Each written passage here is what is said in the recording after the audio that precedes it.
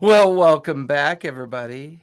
Good to see you. It's been, I know it's only been 2 weeks since we've played together, but it feels like three because, we're at the end of a week's activity. So it always feels so weird when we have to skip a session. So, and unfortunately, we're going to have to skip next weekend as well No. because my schedule has me going out of town from Tuesday until I come back to town Sunday, heading off to Arizona to do some fair work. We'll be at the Arizona SCA event out there in Goodyear. That's our February war that we like to call it. So, unfortunately, yeah, one more weekend. And then after that, though, we're locked into February, folks. We're locked into this final arc because we concluded, for the most part, well, the last of the backstories for the most part. There are some loose threads that still linger in a couple other cases. I would say Gork and Abraxas, there's some loose threads there that I think are going to be very interesting in this final stretch. But yeah, last session, a lot happened last session. We made some unique discoveries about what truly happened. The plague demon had fooled the truth seekers, guised them into believing that the local populations needed to be gathered at the monastery, kept safe from some unknown threat. Unfortunately, it's exactly what the plague demon wanted. And bringing all the individuals here afforded the plague demon to not only take them over and utilize their existence as a way to stay anchored in the physical plane, but also did it as an attempt to hopefully find one of the missing books, which it did. It found Archimedes' stash of library and protected items. And in defense of the truth seekers, Archimedes sought out the book. Unfortunately, the plague demon was not able to wield it away from Archimedes. He used all of his power and his strength to maintain control of it until the sudden arrival, with the help of an ancient wizard known as Corwin, had helped the team teleport to the Truth Seekers. The Truth Seekers fought the Pit Maw and then eventually fought the illusionary entanglement of the Plague Demon. The outcome being, unfortunately, as they destroyed these vile creatures in this weird space of existence, it was inadvertently wiping out the corporeal forms of those back and anchored and tethered to the material plane. So that when the team finally destroyed the crystals that kept up the menagerie of illusion, they discovered that the entire truth seeker population, along with the local population of the towns surrounding the truth seekers, had for the most part been destroyed, with one rare exception. Some of the scribes and acolytes, as well as Archimedes himself, but Frigid's mother was the only one of her large family to survive this outcome. The time was spent gathering the dead, saying goodbye to Archimedes, but more importantly, the mantle of the truth seekers was passed on yet again, as the entire history and understanding of the truth seekers was completely revealed to Frigette. A many centuries tradition going back to Calamity, allowing this great repository of information to continue collecting all of the information of the far-flung north, will continue under her leadership. But for now, the survivors were sent to the Citadel with Corwin's final ability to help before he was pulled back to wherever it is he had come from, or whenever he had come from, seeking the information that he needed and found, and aiding those that needed it at the same time. However, during this brief downtime of recollection and preparation, the team finally got to rest. And it was during this rest period, during this time, when Mira set the grove in the garden and Keen set watch upon those that slept, a visitor arrived, tempting both Mira and Keen, and at some point even tempting Gork, I believe, failed. The bait not taken, the temptation not understood or received. Their wills set. It is the following morning. The great verdant grove has expanded the entire campus of the Truth Seeker compound, covers this building.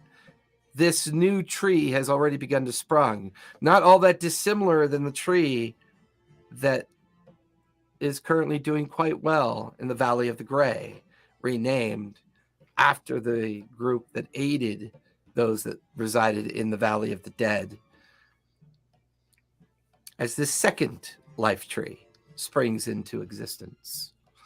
An existence that begins to radiate out even further, recovering the land that had been plagued for many months, bringing a little bit of that wintry life back to the lands. All of you have taken your long rest. I'm hoping that we remembered to level up, correct? Because your level up will take into effect. It is the morning, I believe, of your second day since Workspire. What would you guys like to do?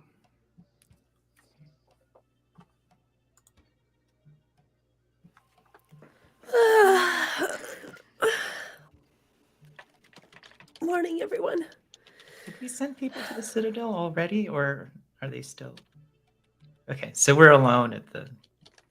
Correct. You are alone. Yeah, and Frigette already has her staff, her whacking stick, right? Mm-hmm. Yeah. Oh, there goes my camera again. What is going on with that thing? Am I laggy? No. No? Okay, then it's just my monitor. Silly monitor. What? You're not talking. I'm not talking? Raxus. Oh no! Oh, Okay. I almost freaked Your out. mouth, both of your mouths were moving, but there was nothing coming out. Yeah. So my question is, just for real world, 3 weeks have passed since the events of our last session, and then I don't remember exactly. So we have to get to Anchor's Weight. Yes. That's literally the only way. We gotta close up shop here, and Abraxas would be much more sensitive to Frigette's current familial things, and but basically, okay. So in character, I would probably get us all together and just be like, "How are we?"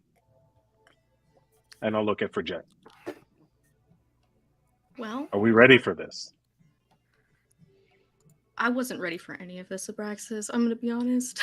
So does that? That's totally fair. It's valid. Mm-hmm. It hasn't sunk in yet, for sure. There's just still so much that we have to do. I don't feel like I can shut off.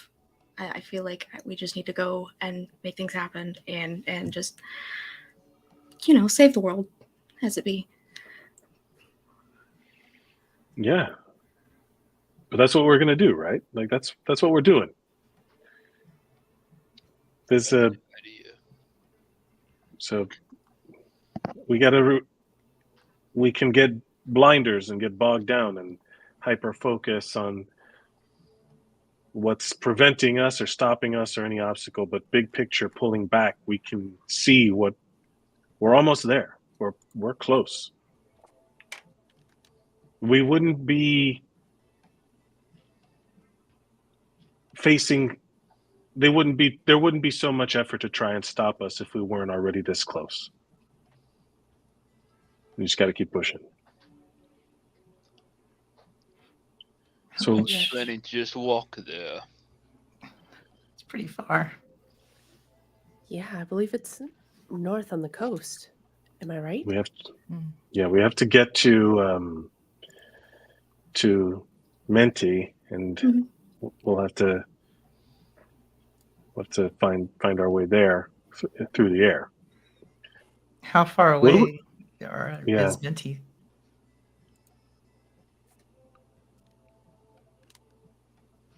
Couple of days probably, right? Because we sent her about the time we tree strided to Rookspire. Is there a way for us to communicate with her?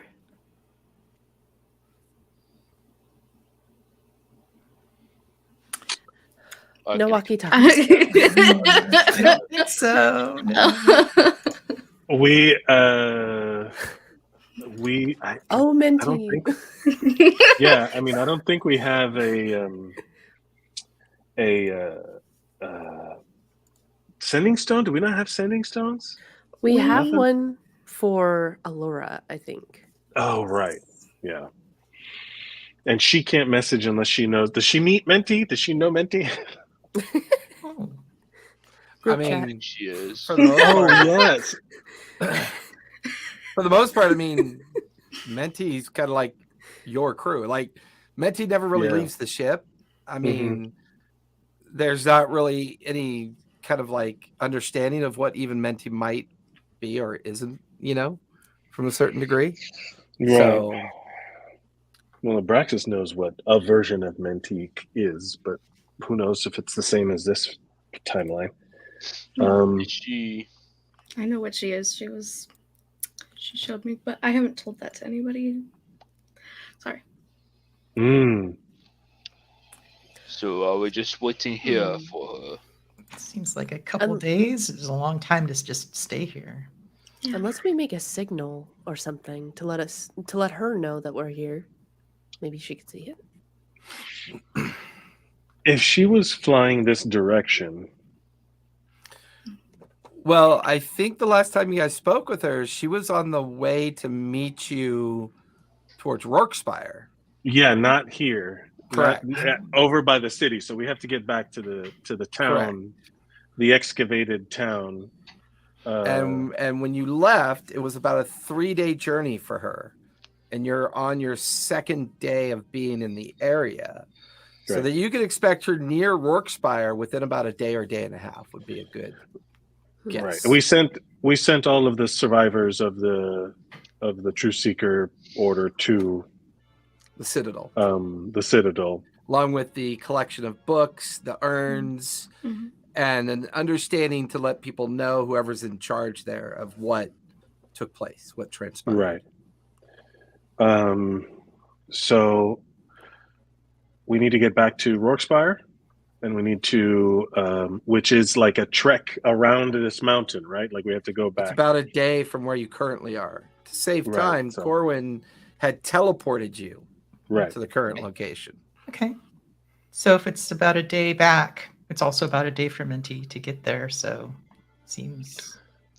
Let's take a walk. Yeah, no one panic. I'm going to reset my camera real quick. It's Oh. giving me some issue. Oh Panic. no! Panic! Panic! That's hysteria. I love you guys too. So, right. So we're packed up and Yeah. breakfast Panic. served, and that's it. There we go. That's better. I was having some video card issues. Sorry about that, guys. No worries. All right. Yeah. Get on the road.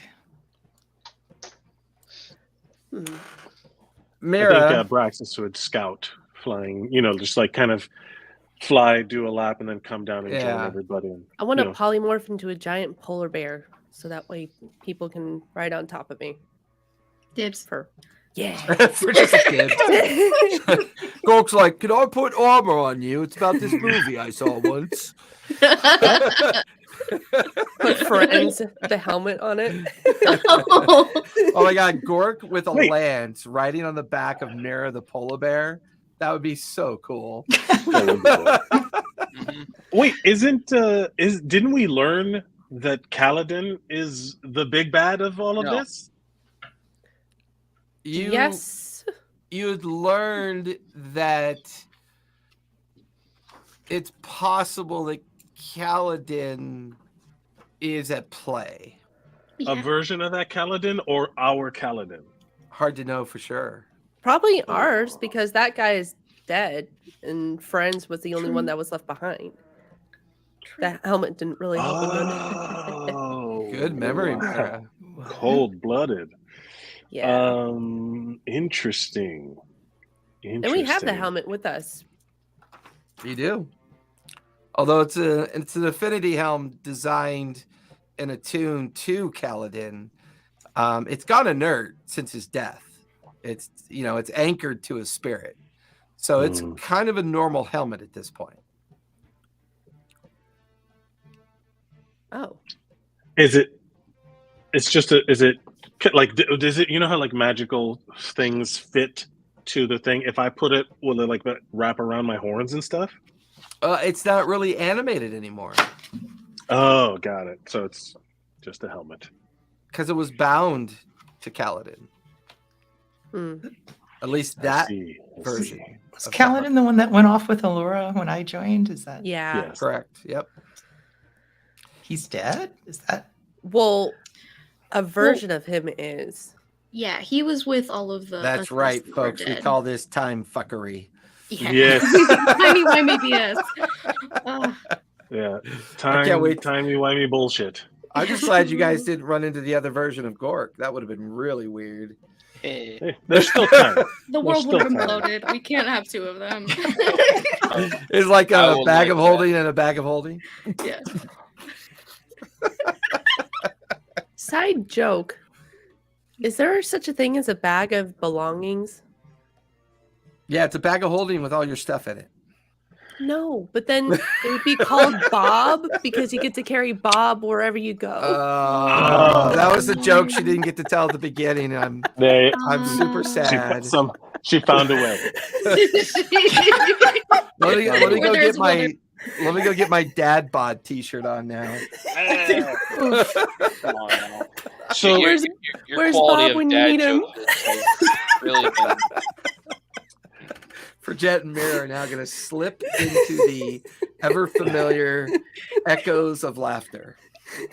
So if we all want to go faster and like commute polar bear style, I can polymorph to the remainder, Gork and Keen into stuff. If that's cool, if people want that. I don't care. if we're not? I mean, are we in a hurry? It's Not the- necessarily. That's the thing. Is that we're not in a mega hurry. We've got to wait for Menti anyway. Yeah, So I think just maybe save it. And sure. So you guys are heading back to Rorkspire at this point. Bringing up Abraxas maps after having your meal, gathering up all your new equipment, as well as just getting ready for the travels. Somebody, since it's Abraxas maps, Abraxas, give me a survival check with advantage as you begin to figure out which direction to go. First roll. Ooh, 26. Nice. I don't have my D&D on. With the access to your map system, once again, the only challenge you have now that you're on the other side of the ridge and down in where the valley and the plains kind of mix at the base of the Floquet. Or no, actually you guys are close to the Dunrock right now. Near the base of the Dunrock. There is a concern about getting through the territories of the Frost Giants. You had run into a small group of them that were at the edge of their own territory when you guys made the decision to divert around them. But the stretch of these upper lands and these upper areas of the peaks are their known territory. And it could be challenging. to normal humans and not god slayers. I do admit that. Gork's probably looking forward to it. Mhm. Oh, of course. We're all like pretty stacked, you know. We're all Flex. decent warriors. Some more decent than others. I mean, You don't need to belittle yourself like that, Gork. I know I'm pretty really amazing. It's fine. I cast throw for jet off the boat.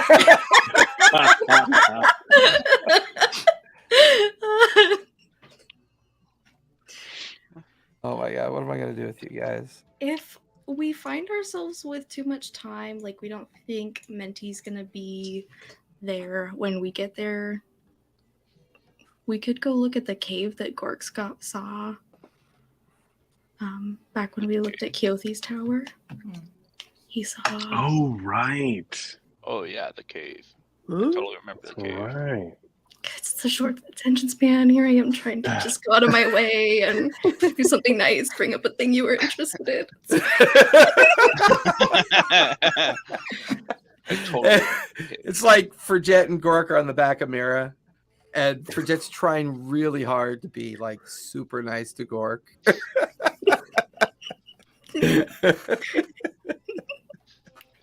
Look, Gork. I mean, I like ya. I'm just saying. If you want to go kill something that's 25 feet tall, we can go do that. But so you guys set out on your journey, leaving the compound of the Truth Seekers. You travel for well over a mile before you finally hit the edge of the verdant grove that Mira had planted back at the compound. And you can see that it is slowly expanding the valley, the valley area. And this part of the valley and mixed plains is still under a decent amount of snow, even though it's overcast and gray with a bit of a cold wind kind of blowing down out of the mountains and into the prairie and tundra grasslands of this area. The journey is relatively peaceful, and there are signs that the land is gradually getting better. You can even see the collision of its rebirth and the rot. Whatever the plague demon had done and interwoven into the background of this space is still there to be seen. And you are moving at a faster pace than the kind of resurgence of life that was established with the grove and the planting of the new life tree. And now you've crossed over into the rot and the decay and into the kind of like persistent smell and sounds of plague and the destruction that this land was put under when the plague demon had arrived.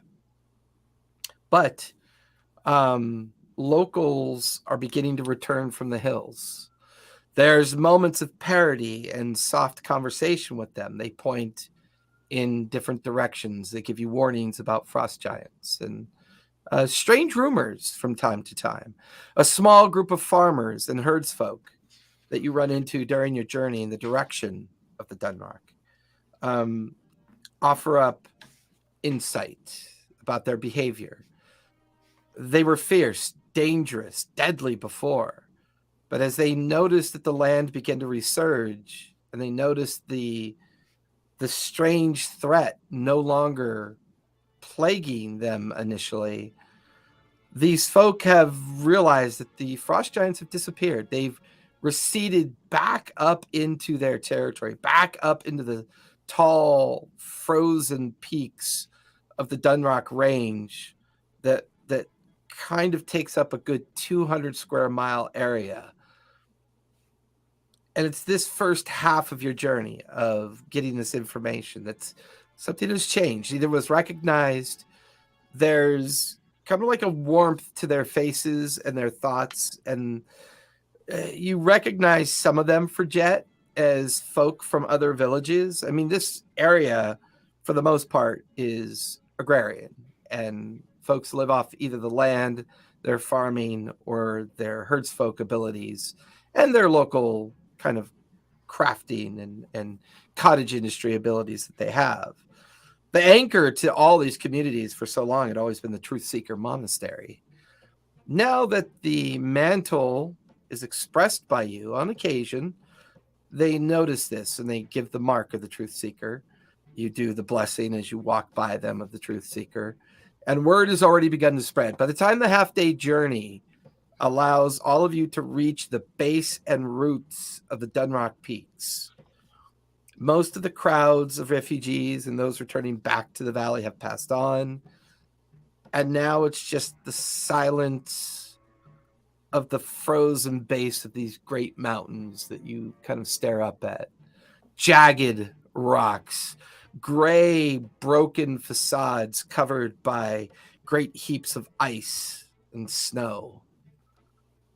And without even really needing to focus, leaning up against a great frozen landscape of granite ice is a giant form. It is frozen solid into the strata of rock. Its huge arms outstretched with its hands open like it's trying to protect itself. Its great white and gray beard taking up the brunt of the frozen consideration of its form. It wears immaculate, well-defined armor, roughly about 25 feet in height, maybe about 10 feet across.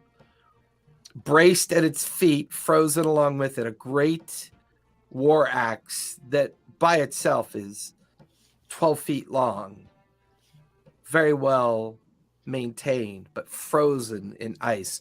It's almost as if this frost giant attempted to defend itself against something that blasted it into an icy oblivion. And it seems to have been sprayed down and across its form, encasing it into the granite rock. You guys are at the base of the Dunrock. You're about a half day's journey towards the peaks, and then the eventual journey down into Rourkespire and the valley, as well as where the tower once stood. And this is the distraction that we saw on the way here that Gork wanted to check out? No, that's still up on the main ridge. Oh. Yeah. Oh, actually, So no, you're right. This takes you closer to those caves, because this is where they would be embedded into the side of the granite. This, you haven't found the specific cave yet, but this could have been one of those that dwelt inside the cave, for sure. And there are many pathways that lead up and around, footpaths that go to the right, left, up into the granite. And looking up and around, you could see great crags of overhanging rock. There could be dozens here. It's perhaps the one that you saw was just the first one that you came across. What would you guys like to do? It's now afternoon. I'll land and regroup. What are we checking out? Do we want to go investigate the cave or that giant, or do we just want to go back to Rourkespire and wait? I would like to look into the cave. Okay. Okay. Great. You know, Gork resists something and then kills a god, Yeah. and here we go again.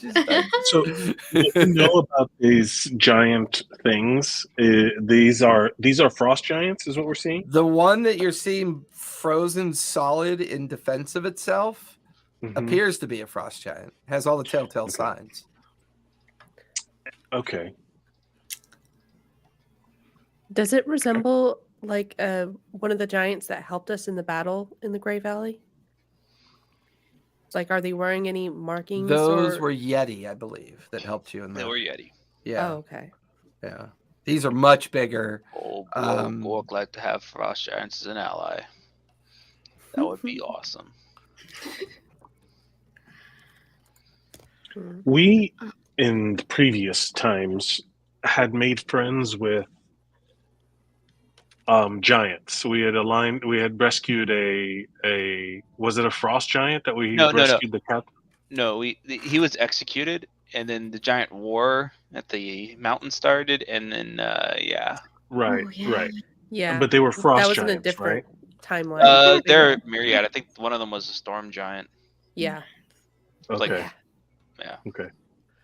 Oh yeah, Now, that was an alternate timeline, wasn't it? Yeah. That was early on. So now with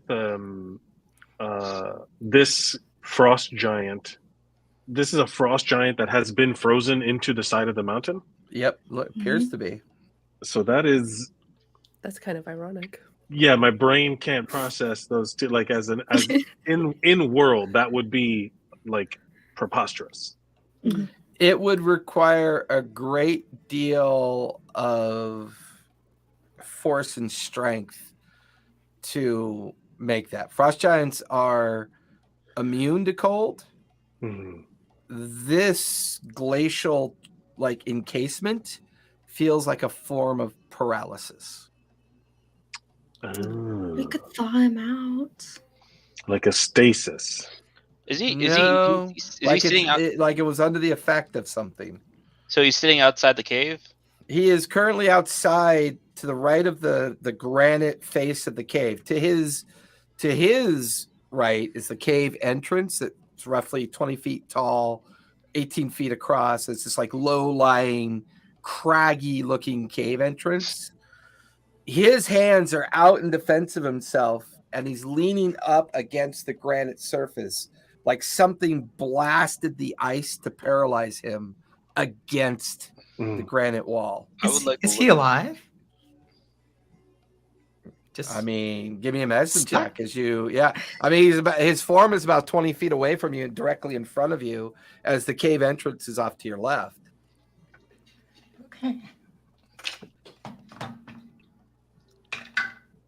Whew. 6. 6. Hard to tell, but I mean, it's hard to believe anyone could survive that. But they are immune to cold. Immune to cold, yeah. So it's possible. this almost feels like some form of magical paralysis. He was frozen in place. Now we have ways to thaw him out. The question is, do we want to do that before we go looking? I mean, if we thaw him out, if he's of the reasonable sort, he might help us do the look in. Because if we stumble across whatever froze him, that's gonna be That's immense. also a huge if. Sure. There is absolutely no guarantee that this is a person of sound mind and chill vibes. You know? Chill He is out. now. I'd like to wander over to the cave and look inside. Okay, give me a perception check as you get to the edge of the cave, Gork. Oh, D&D Beyond, you are amazing. 4. 4. Too dark to see inside. You probably have to go in another 60 feet to really be able to see. Like it's like the pathway rises up and then dips down like at a sharp angle. I'm gonna position myself so that I can keep Gork in eye line. I will Okay. continue on into the cave. So is there any like fingers or appendages that are like sticking out of the ice? No, Well- he's a solid block. Just like it's just this huge splatter of ice that's got him almost like. Well, since you asked, Mary, give me a nature check. Since you begun to Advantage focus on the because I'm a condition. bear? Sorry. Nature check. You have advantage on smell as a bear. True. Which is Oh. perception, I believe. Mm.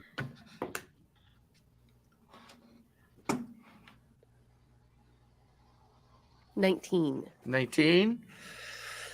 It's almost like he was paralyzed by a frozen breath weapon. Oh. Yeah. Giants and dragons. The Capulets and Montagues. of What kind of D&D. dragon have we met before? The crystal dragon. The crystal? Okay. Wait. Well, the one that we slaughtered or the one that we Oh, that's right. befriended? No, there was like the sapphire one by the lake. Different No, the timeline. one we killed was in the Oh. other timeline. Remember? Yeah, different timeline. That's Was it? right. Different timeline. Yeah. But that doesn't mean that I would have shared cool things. That's definitely one of the talking points. Oh no, Praxis, have you told us? I don't remember you telling us. Hey guys, there was there's this a lot one of stuff. time. Just around the fire. We're like, what? Great campfire stories. Yeah. Because they're about you, and you're like, I never. Oh my god, maybe I did. Oh, Gork is gonna get hit in the back of the head with an unlit torch, and be like, "Light the torch. You can see." I will. Hold on. Cast. Fuck you, Abraxas. You're not gonna burn It's like it. super dramatic. Or he'll, you know what? He'll get hit in the back of the head with a rock that is lit up with the light spell. Be like, Yeah, grab it. No choices. I'll, some I'll, light. like to, I'd I'll like to crack pick up, some glow sticks. I would like to pick up his glow sticks, and if it's a torch, I'll let it. If it's a rock, I'll just pick it up. I'll throw it deeper down into the cave. As you throw it, clack, clack, clack, clack, clack. It bounces off something, and for a moment, another frozen form is lit up deep inside the cave. Oh, The torch literally is a glow stick. Keen, can you do? You've got lights that you can like send down there, right? Yeah, I can. Okay. Now that there's a light, can I make another perception check? Yeah, go for it. Go. Can you go? I'm light it gonna up drop down my there? bear form. I'd like 19. to assess the giant. 19. As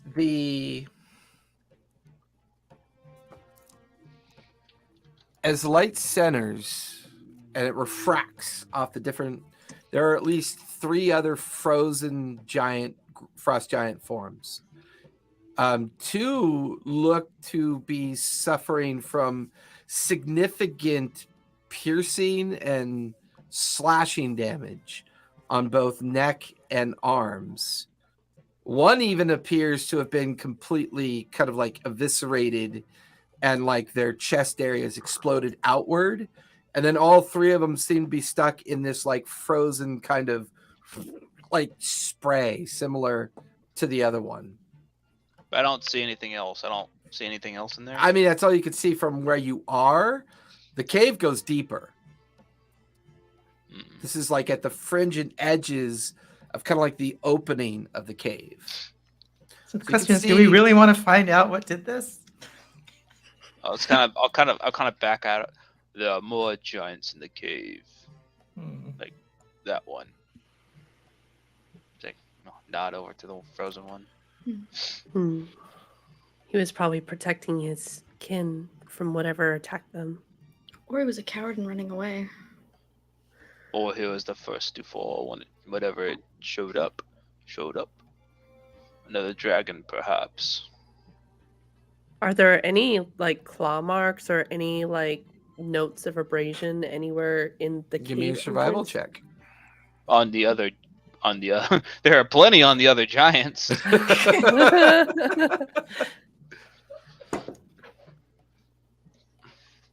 13. 13. I'll say the one thing of note based on where you are is that at the top of the cave entrance, it looks like something extremely large forced its way in to the cave entrance. Yeah, and I'll point it out to the group. I think they made their way into the cave.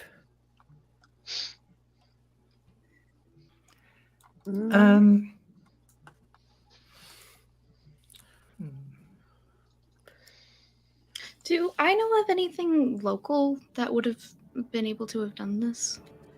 Like No. Yeah, this is extremely unusual, but with the arrival of the plague demon, who knows what's been unleashed out here. Wink. That's no wink, my friends. That's just straight up foreshadow. So, discerning that breath weapon, do I get the feeling that this magic can be dispelled? No, Mm. this feels magical, or this feels not that kind of magic. This feels like the outcome of an effect. Like this is this is pure outcome of force effect. This doesn't feel like it was magically induced. Okay. I'm going to search for any kind of signs of the creature, like if I can find a scale or like, a bit of claw. Give me an investigation check, yeah. Clues.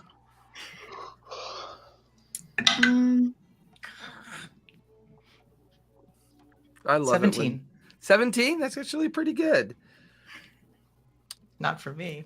That's fair. That's fair.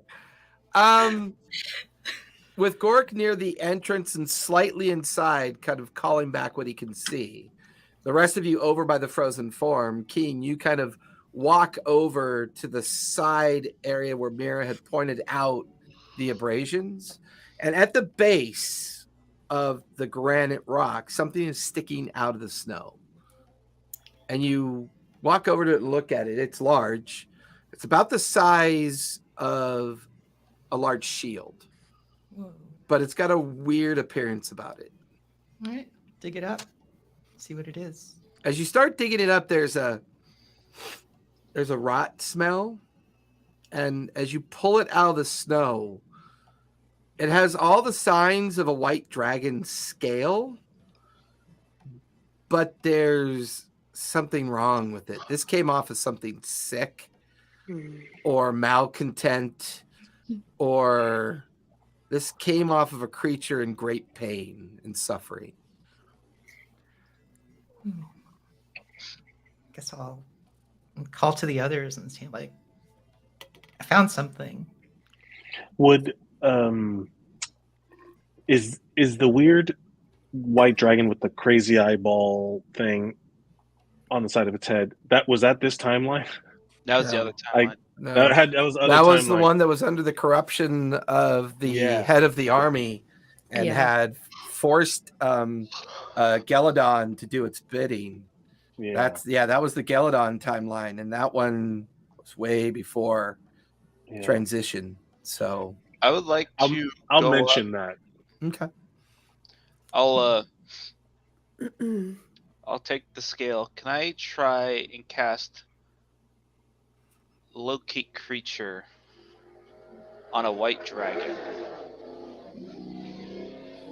I have no idea. Could y'all just hear that outside? Yeah. That was the dragon growling right now. Yeah, for sure. Did you hear it? That was loud. Someone's driving around with a You focus on the scale, and your magical awareness drifts for a while. What's the maximum distance for that effect? Is it up to a mile? Let's see. Or 1,000 feet? I forget. 1,000 feet. Okay. Oh, that would probably still be. It's connected to something that used to be a white dragon. Oh. But whatever is down there is no longer a dragon. I'll just kind of drop the scale off into the snow. I'll pick it up and I will. I have a ring of scrying. Okay. So it has this one is gonna be charge. How close is the giant's form to the surface of the ice? Give me an investigation check, Merritt, to try to figure that out. If I were to druidcraft fire and try to burrow my way to try to touch him, would I have? Yeah, how should we try and see if the giant will help us kill it? That's what I'm thinking. Mm-hmm. And you said nature check I- or Investigation. investigation? We got an 18, sir. Give me survival with advantage, please. Ooh.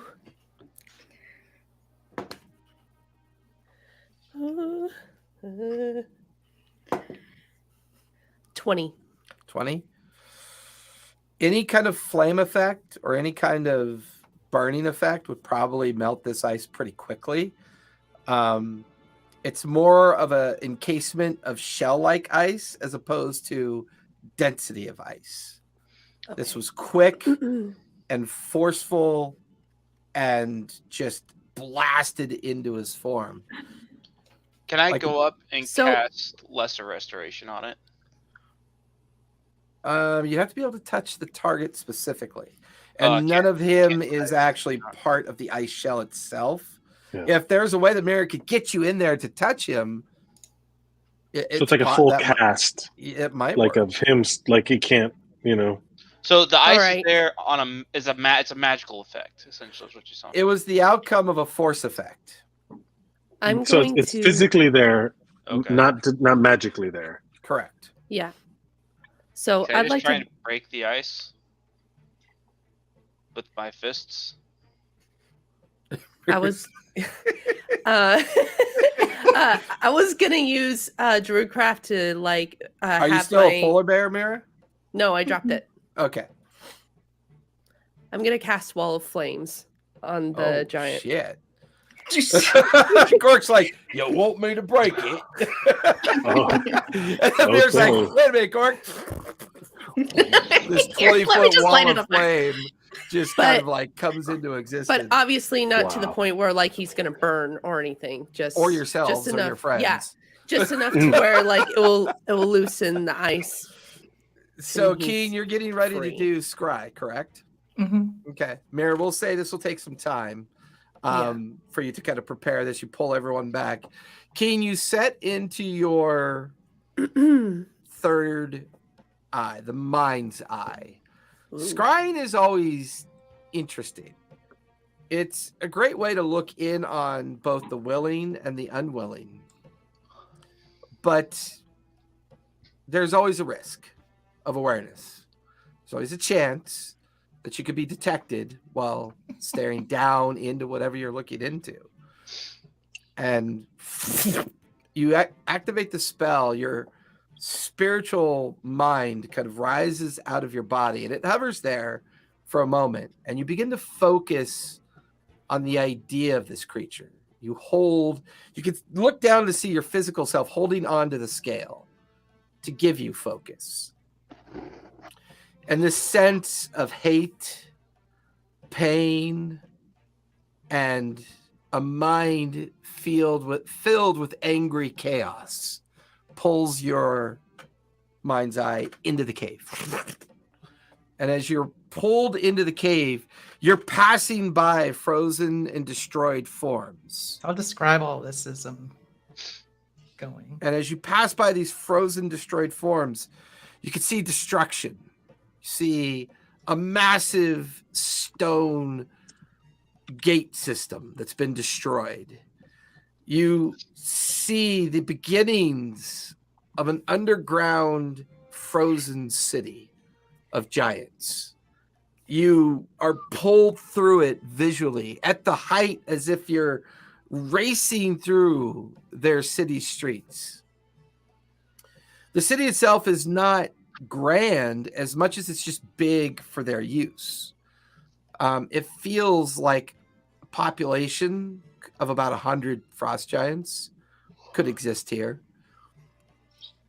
And you're pulled deeper and deeper towards its middle. And as you are, every now and then, like the one outside the cave, blasted into frozen kind of paralysis, blasted, you pass female frost giants, young frost giants, male frost giants carrying great weapons as if they're trying to attack something. There's this path being pushed and shoved aside as if something large is trying to be stopped, and they are simply cast aside like toys. Buildings crushed outward and inward until the very center of this complex, a great temple in the center of this complex. And this huge temple facade that arcs and rises up into the vast caverns up above, crushed inward from the top down, like something perched up on it and ripped open the roof of this temple.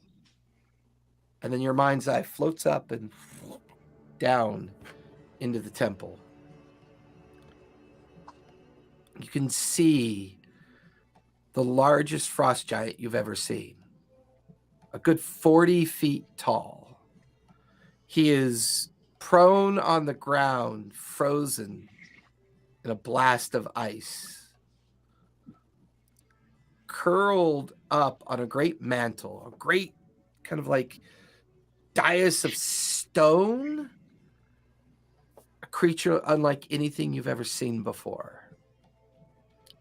This thing is not a living thing. The tattered remains of its white skin and scale flow off of it like great kind of wavering sails from a ship. Its organs visibly hanging out of its great skeletal mass. Its hollowed out head and dragon-like profile. The only thing that pulls your attention are its lidless eyes that shone with these great green orbs. And you're not even physically there, but you feel your life just being absorbed by this effect. And you can just feel this overwhelming like terror begin to grip you. Just being in this space. It rests atop a device, it's hard to know for sure, but that this creature lies on something. It's 200-foot length, massive length, just sprawled out on this great altar. It's almost like it's lying on top of a destroyed statue or facade, purposely lying there as if guarding, waiting, satisfied with its intent on what it was ordered to do. And your mind wavers for a bit. It floats. You're disconnected from your physical self. You begin to float around and around, trying to figure out what is this creature doing here? What is its form and its purpose? Give me an investigation check.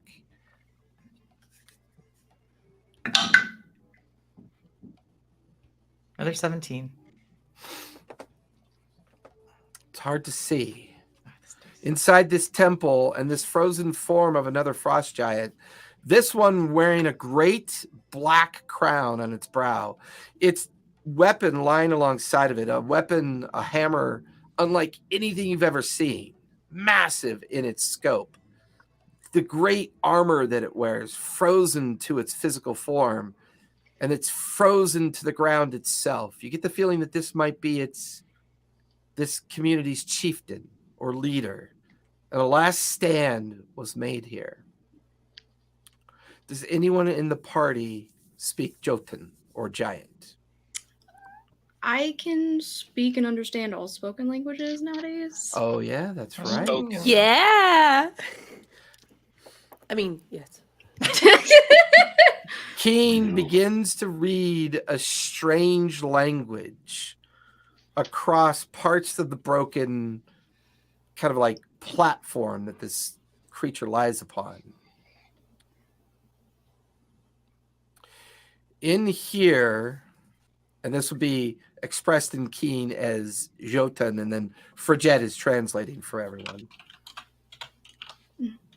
In here, she rests. Her strength reserved. Her mantle of power and her understanding of the world kept secret. For only those who truly believe in the words of the Wild Mother would know how to rest this burden upon their brow. Frigette, give me a history check as you speak these words. What was that? History? Is that right? Yeah. Okay.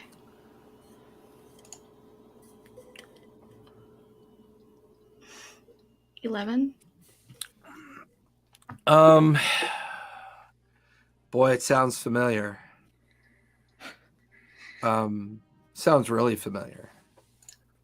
It could be the possible sealing of the Wild Mother's vestige.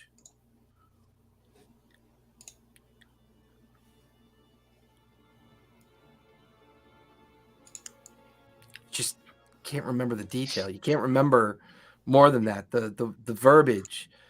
But why is it in giant? And why would frost giants be here protecting it? And what would their relationship be with the Wild Mother? And you're not really entirely sure what the vestige is. You know that most of the deities created a vestige in defense of Exandria during the fight with the betrayer gods. But not really sure which one it is. The Wild Mother's not your specialty.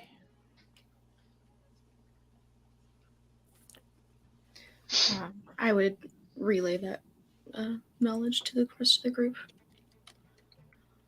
This creature is one of the demon's minions. Perhaps if some of these giants yet live, we could make powerful allies if we free them. Yeah, and when I did the firewall, did the giant break free from its ice encasement? So at this point, Keen is still focusing on the scry effect.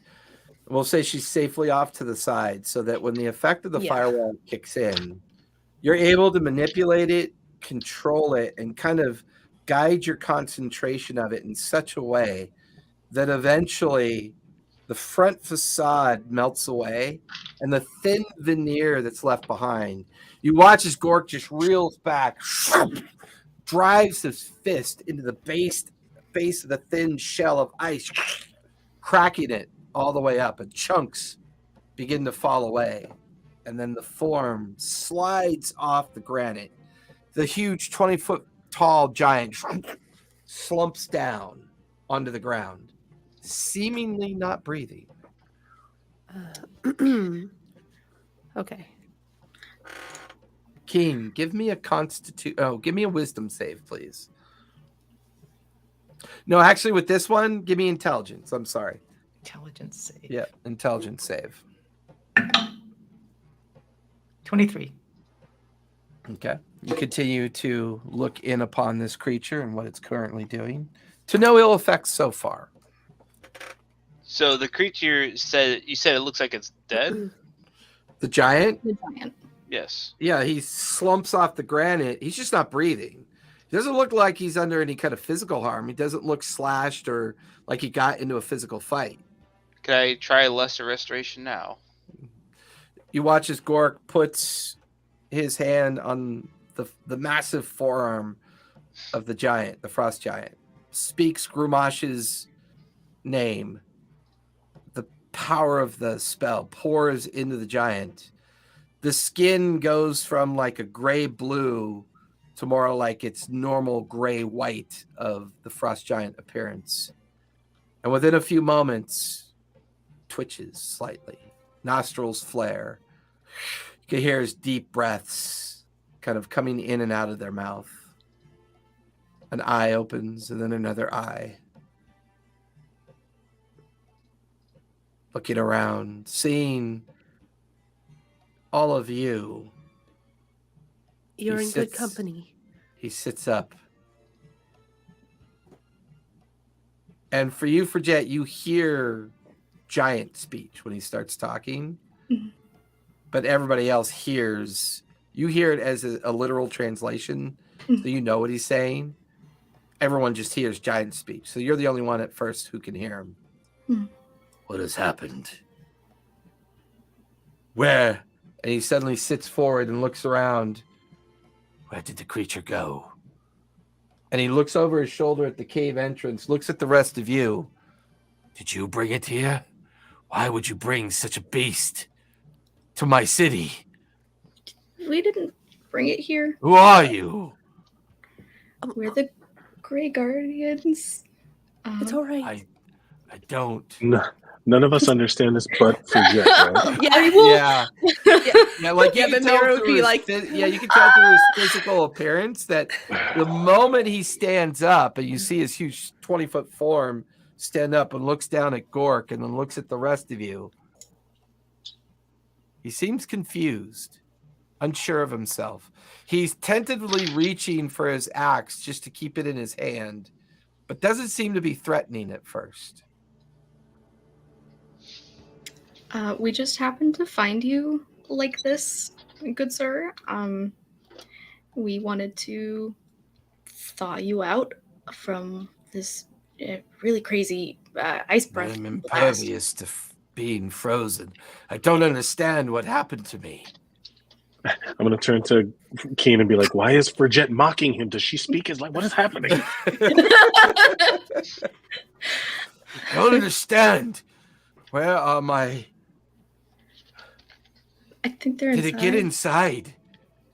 Did it make it down inside the city? He jumps up to his feet, turns, and sprints into the cave entrance. You can hear his massive boot print. Wait! Give me a persuasion check for Jet to try to keep him from going any What the hell further. happened? Forget, what's happening? What did he just say?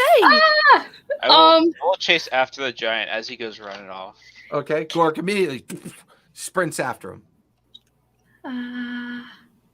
Okay. Persuasion check. A 3. Yeah, he's gone. Just all you can hear is his massive footsteps. Oh boy. You guys then watch Gork chase after him. The two of them disappeared into the cavern. Key, your scry effect is almost up. You Yeah. have no idea really what's going on around you at this point because you're focused on your mind's eye. And as it drifts one final time, trying to see over and around what this creature is. What are you? Why are you here? Oh, I'm the scry spell now. like you just saw the head about to lift up, the orb about to stare at you, and then you're just like, fuck this shit. You just like, Wrong number. and as you kind of like come out of the scry effect, you watch as Gork goes chasing after something. The frozen giant's no longer there, and Abraxas and Forget and Mirror are staring over the other way in like confusion, like what's going on. Oh boy. Well, it noticed me. Oh, I had what? described everything that. So Right, yeah. right. So and I guess the giant is going down there, so we might have a problem on our hands right quick. Fun. He needs our Oh, help. there goes Gork. Gork, There's give me a no- perception check as you begin to chase after this guy. He's a lot faster than you because of his striding. He can move quickly. That is a 12. 12. You pass by other frozen forms. You're keeping pace with him so you can keep him in your eye line, and you're traversing steeply kind of corkscrewing and kind of like serpentine kind of caverns that go deeper and deeper and deeper. Some split off in different directions. You look to your right and your left, you can see physical forms of frost giants have been ripped to shreds, like plastered up against the wall.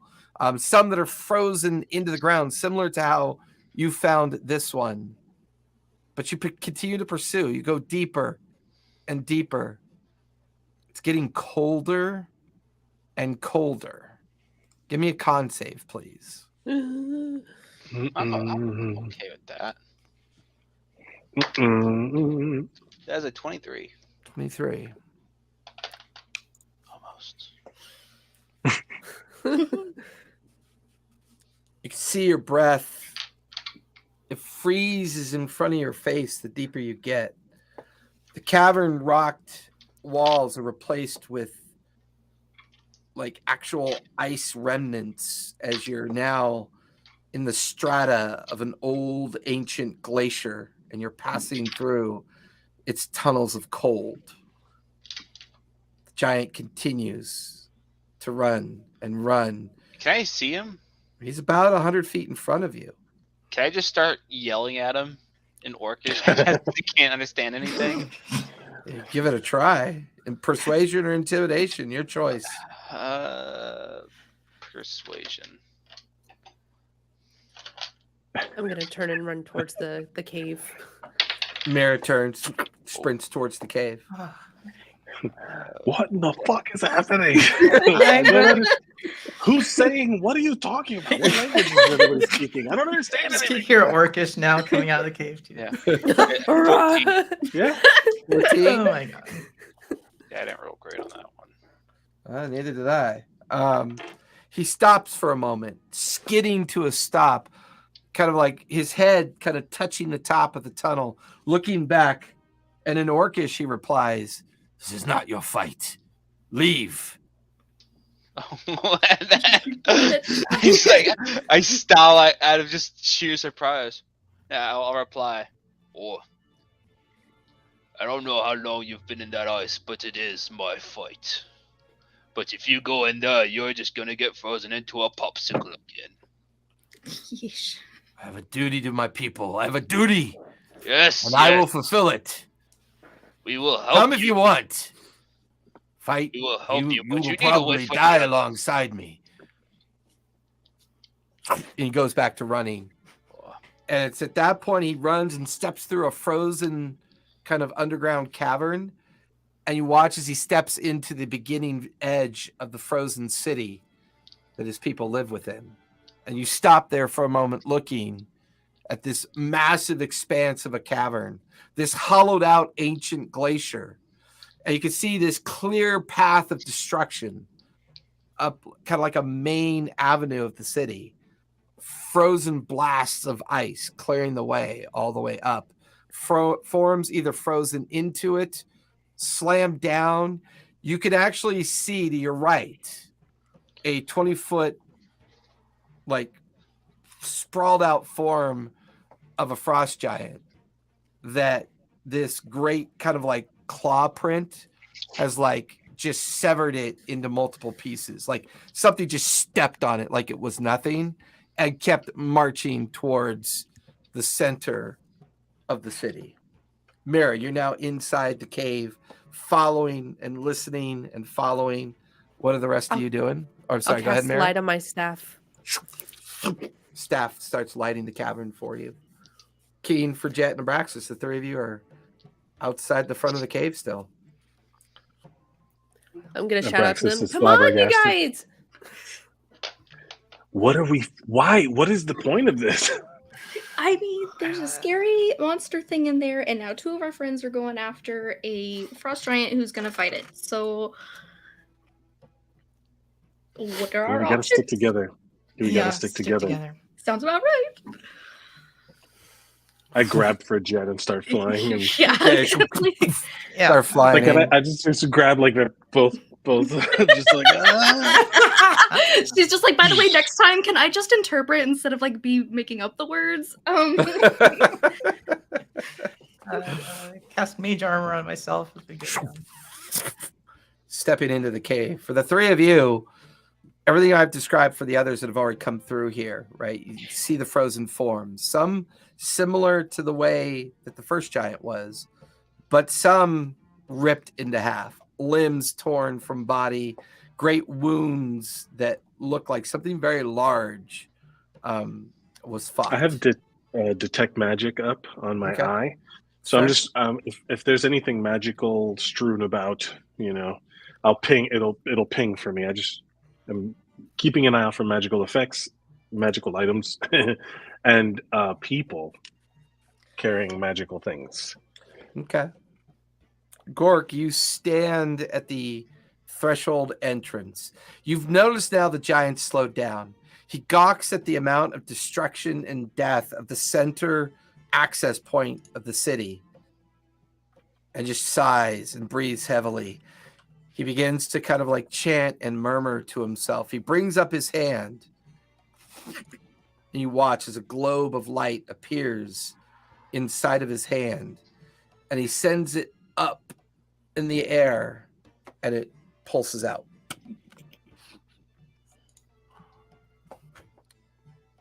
I'm just gonna sit there and watch from the entrance of the city. I'm not going in yet.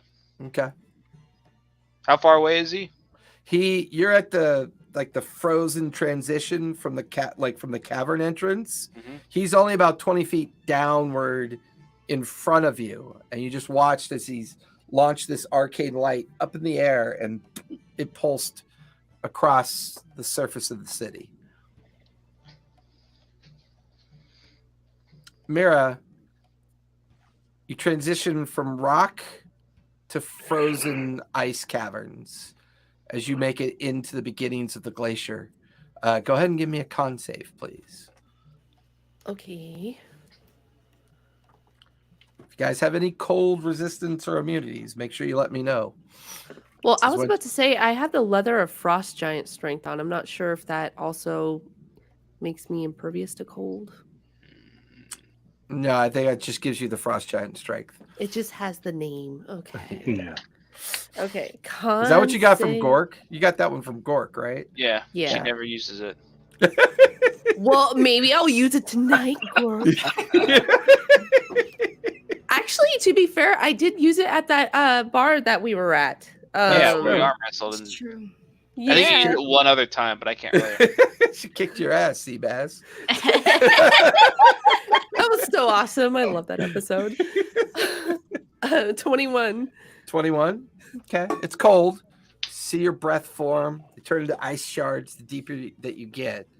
Before long, you see Gork sitting at the threshold of the cavern entrance that will lead down into this frost giant city, this fortress down below. Gork is patiently looking at the frost giant, who is kind of patiently waiting himself. And you can see that massive path of destruction leading up towards the center of the city. What is he doing? I don't know. Well, Do we all wait just for- like catch up? Not yet. You're getting there. We should wait for the others. That's what I'm doing. And then in common, he looks over his shoulder. None have survived this. My call The went first out. words I Sorry. The first words I understand. None have survived this. Great. When you get there, Really sure. good. Really good. What we're doing. I set Sure, out the then. beacon, and none have answered. They are probably frozen like you. Like you found me. Yes. Yes. Not all of your people are torn in half. He walks back over towards you, leans down to look at you, Gork, his huge face kind of coming down towards you and Mara. Did you heal me? Oh. Heal is a strong word. We simply awoke you from your little nap. But if you require aid, we can provide that to you as well. And it's at that moment you could hear the other three skid to a halt in the kind of like glacier transition as well. Keen, Fridget, and Abraxas give me Constitution saves. You guys are now deep in the glacier city at this point. We can Mira's help. going to put her hand out. We can help you try and save as many as we can, but it is best to wait. I have You said Con you said save, con yeah. save? In one day's time, we will have a mighty warship flying in. If we can lead this dragon thing out of the cave, we will have a significant advantage fighting it. I don't know if leading it anywhere is possible. It seemed to come here with purpose and intent. I barely had time to react when I was frozen by its breath. I am unsure how anything can freeze something that can never be frozen.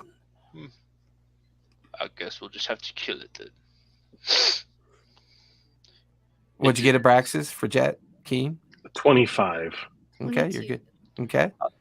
What is it that it is you have here that it seems so dear to claim? I don't know. I wouldn't imagine we have much of value. We merely survive these frozen wastes, eke out our living. We were betrayed by a creature, a thing, clouded our minds, tormented us, made us do things that we would normally not do. Mm. It seems we have a mutual enemy then. Keen, what'd you get for your con save? 13. 13? That's the DC. So far at this depth, that's the DC. The further and the longer you guys stay down in the glacier territory, it will continue to get colder. The great frost giant looks past Gork and Mira to see the other three arrive out of the frozen tunnels. The frost giant sees Fridget and immediately gets a look of both concern and pity on his face. I am sorry, little one. We were complicit in what happened. Our chief did not know what he was doing. Your villages in your town suffered greatly. This huge, kind of like creased face kind of looks away. I am sorry. He sits down, he holds his head in his hands as if to realize that it's quite possible the world as he known it has ended. His family gone, his chief gone, his sense of purpose gone. And although the corruption mysteriously lifted the previous day, this all just happened within the last evening. If you've never heard it before now, the silent weeping of a great frost giant. The sense of Despair grief. not, great giant. If we cannot save your people, we will revenge them.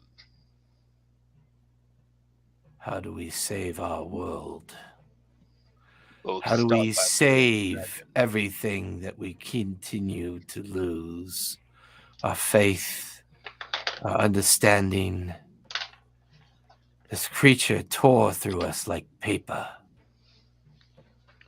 Took out our city center. For all I know, our chief lies dead. The most powerful frost giant that this land has ever known. I believe your chief is alive. He was frozen like you, it seems.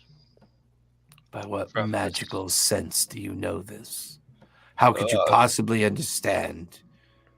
I'll condition. kind of like point over to Kane. She used a scrying spell to look down into this place. This huge form leans Many across of to your look over people at are Keen. simply trapped.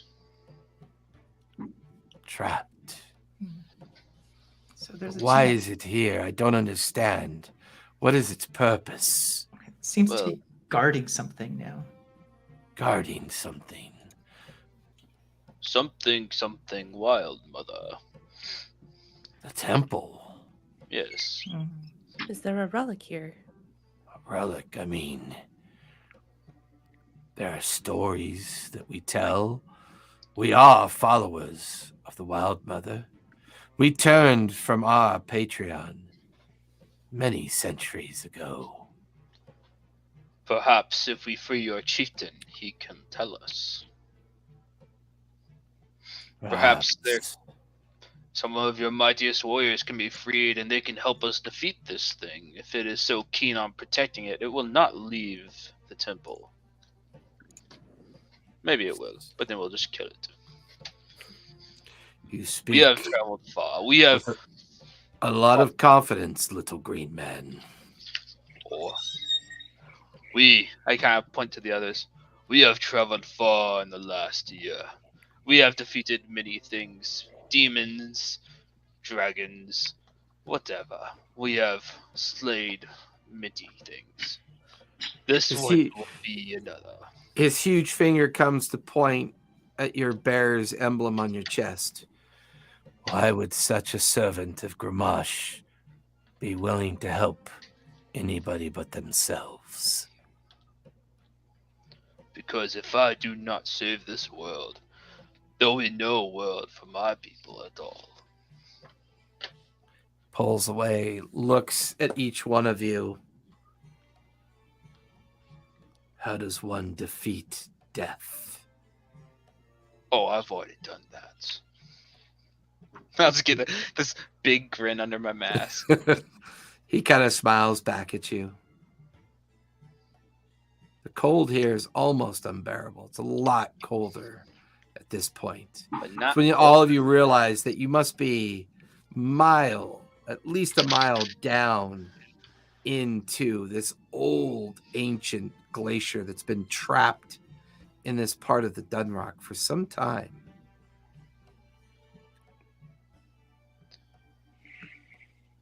Great Giant. Is there something you have that could help us relieve us of this cold?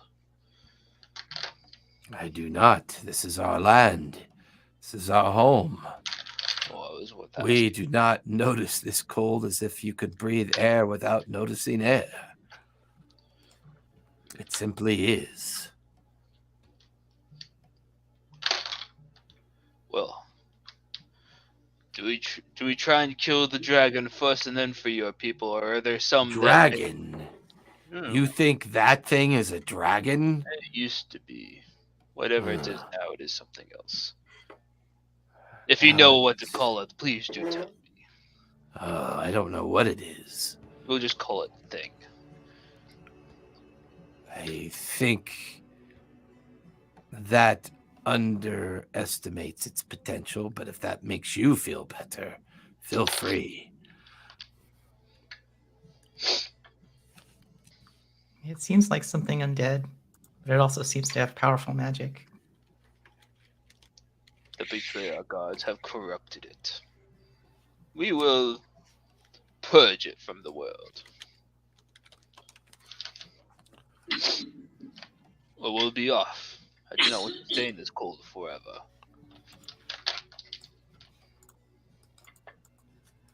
Are we going in? I'll just start walking down. Wait! I'll stop. Yes? At least, let's see if anybody is still recoverable.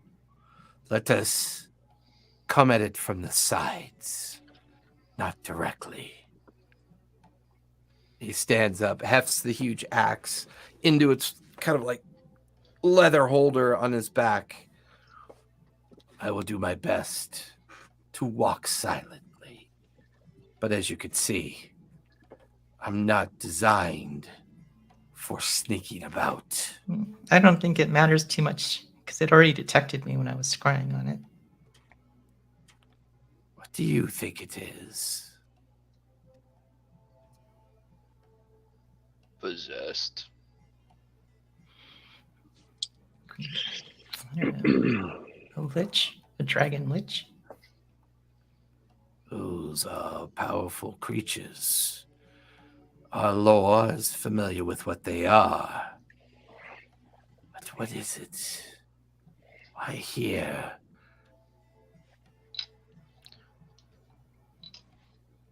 I guess we'll find out. So with that, the huge frost giant begins to go to the left and stay on the fringe of the city. And he begins to slowly move and check some of the larger structures. Now, because the city is designed for frost giants, the structures themselves are unusually large, even for you. I mean, doorways are 20 feet tall. A single story structure is 40 feet tall. So these massive structures are out of scale for your own existence. What would you guys like to do? I might just follow the giant. Or we could I'm come gonna- up with a plan. I'm Yeah, gonna- would probably be a That really great is the option. Lich dragon thing. as he leaves, as he goes to walk away, I'm just gonna tap him on the shoulder and cast. I'm gonna twin spell Gift of Alacrity on him and myself. So you Okay. have a D8 to any I'm initiative assuming roll. you're flying up by his shoulder when you do it. No, to He Gork. just Oh, to does a Gork. last. Got oh, you. I was about to Gork, say he just got does a you. last woman. Just arm just goes like. No, to Gork. No, I don't know. Okay. I'm gonna twin Gift of Alacrity on Gork and me. Okay. So you get a D8 to all your initiative rolls, Nice. Very. or your next initiative roll for 8 hours. Very handy. Well, if we help him thaw some of the other giants, we'll have some more strength to fight this thing. If fighting it is still our choice. We're just like literally playing with the hair. Look, I'm just saying. Look, we were gonna go hang out and like fight some bears or something. I don't.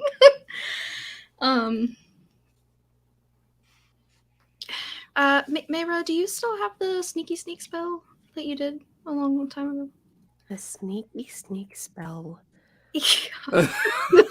Pass without a trace. Yep, that one. That one. Yep. I don't have that, unfortunately. Oh, okay. Not today. Not Well. today. Quick, let me nap for a second and then I'll switch it out. I found one. Let's go. The frost giant pokes his head out of one of the doorways, and he's maybe 200-300 feet off to your left. I'll go running off. You watch as Gork heads over that direction. Let's stick close to him while he's searching, because then he doesn't have to shout and maybe alert with the thing. Yeah. So I could see like the giants walking or like jogging. For just like sprinting to keep along. Look, I've got 50 feet of movement here. Speedy. It's all in the stride, not the Just like pace. she's like feet moving real fast.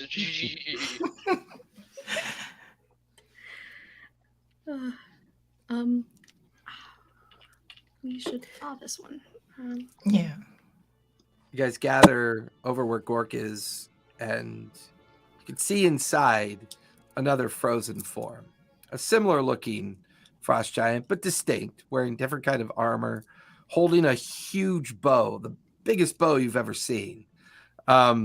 Splattered frozen like the previous one. Almost like maybe that it was chased into here and then dealt with before the kind of like destructive path of this creature was taken later on. Almost like maybe it hunted the boundaries of the city at first before making its way up the middle of the city. Okay. Seems like it didn't suffer any damage other than just being frozen by this strange paralysis of ice. All right. I'll use my druid craft to thaw him out. Okay. Might take a while. Can I firebolt thing like firebolt the ice, not the people? I could say between Mir's druidcraft and you kind of like using firebolt to try to get big chunks of the ice kind of like broken away. About 10 minutes later, there's enough of it melted that someone can reach in and then touch the physical form of the frost giant. Could I try when that happens? Could I try cure wounds instead of restoration? Give me an Arcana check on that one. Oh, -2, great. 3. Wait. Wait. What? You're not sure if it'd work. Whatever. I'll cast it anyways. Okay. Nothing happens. No response. And I'll try lesser restoration again. Within moments, it breaks out of the ice sheath, looks at the giant that's kind of like hovering over it, looks over at you, the other giant. What has happened? And then quickly the other giant and him begin to exchange words in their native tongue. Frigette, he's basically getting him up to speed to everything that's happened. Their demeanor's quite calm. Their sense of purpose now beginning to be expressive and understood. Mhm. For the next hour, this search goes on. The fringe of the city, frozen structures that look like they suffered damage from the attack. Unfortunately, only one other giant is recoverable at this point. There are more closer and closer towards the center of the city, but that gets you closer and closer to where the creature is. So for now, the perimeter of the city has been searched on this end, and only one other one has been found frozen. But this time, the two giants utilize their massive weapons to chip away and grind away at the frozen kind of glacial ice around it, the forms being freed from that ice, but still lying there inert, non-responsive.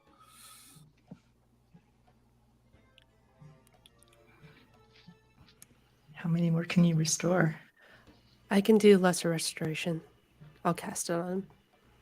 Mira, Could theoretically save 6 more.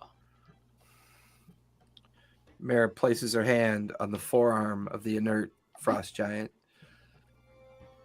The skin normalizes, the paralysis gone. Frost giant looks around, looks up at the other two, looks at the 5 of you. Once again, the exchange, the information, the panic, the concern all play out over again. It's been at least an hour. I need con saves from everybody, please.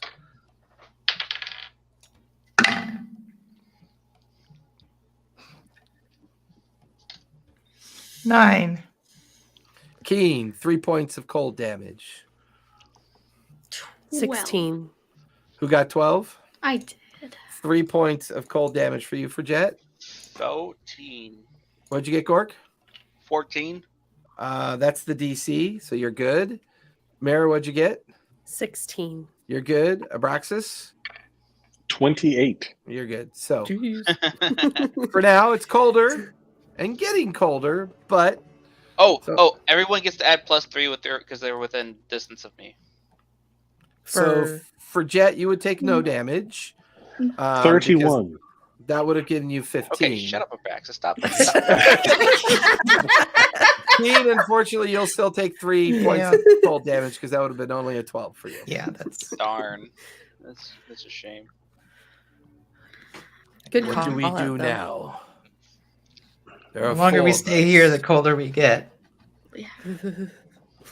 You watch as the one frost giant that doesn't seem to have any weapons, but they are festooned with the kind of robe and refinement of a priestess. And she is wearing the marks and markings of the Wild Mother. She briefly looks at the 5 of you and simply concentrates on a spell. The 5 of you are now immune to cold for the next hour. Word. Yay. She stands to her full height and she looks around. Where's my husband? The other 3 frost giants look back at her We do not know where the chief is. They exchange words for a moment. She reaches into her bag and hands out these massive bottles of strange liquids to the three, and she utters in common, "Save who you can. We'll meet in the middle." Do we remember where the chief was seen? In the temple. I think that's where I saw him. Yep, It's the 40-foot.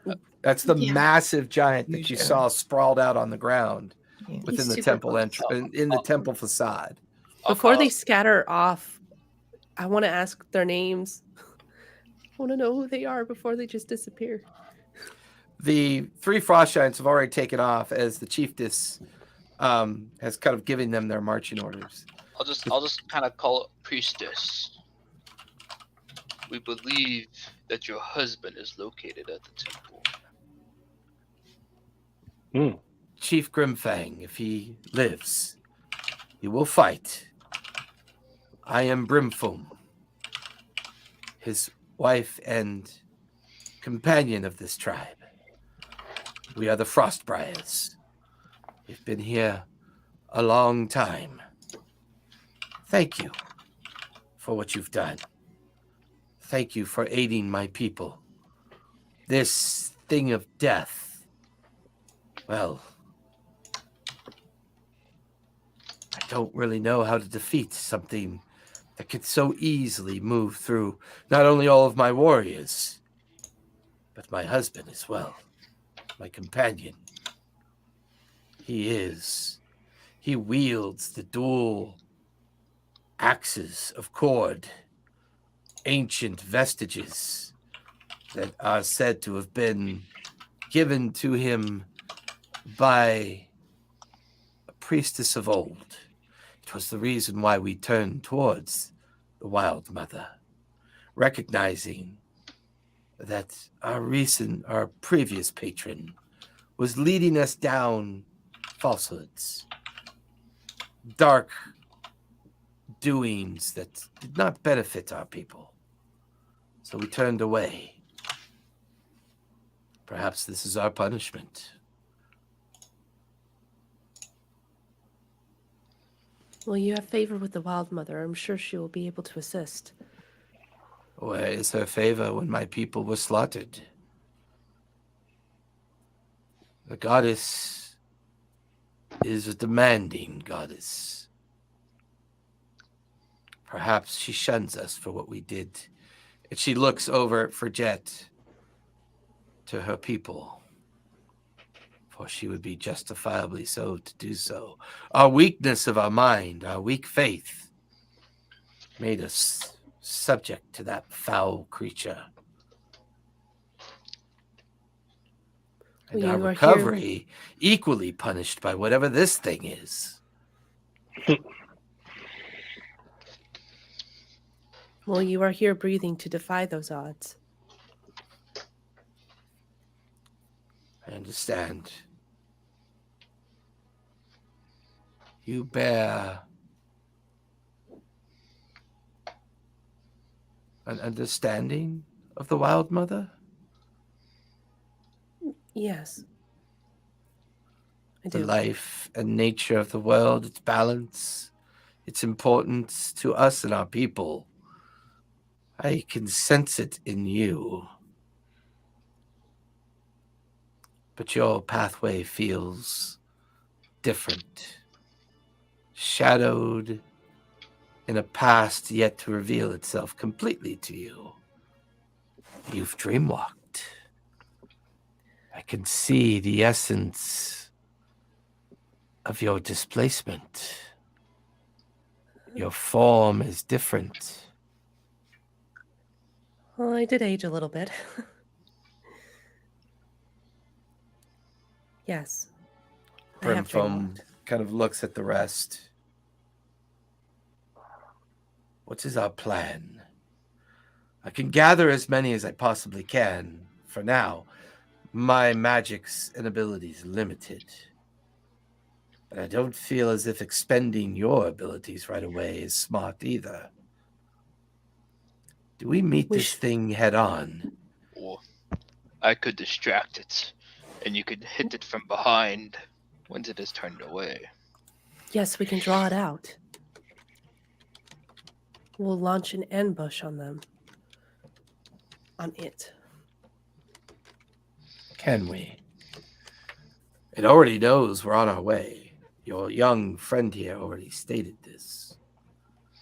It knows we are coming, but it knows not which direction we will come from.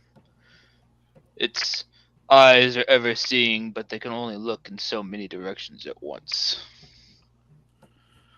I will gather up as many as I can. We will meet in the center. We will come from the south side of the fairgrounds, the complex. If it is there, as your friend Keen here has described it, we will judge for ourselves what we can and can't do.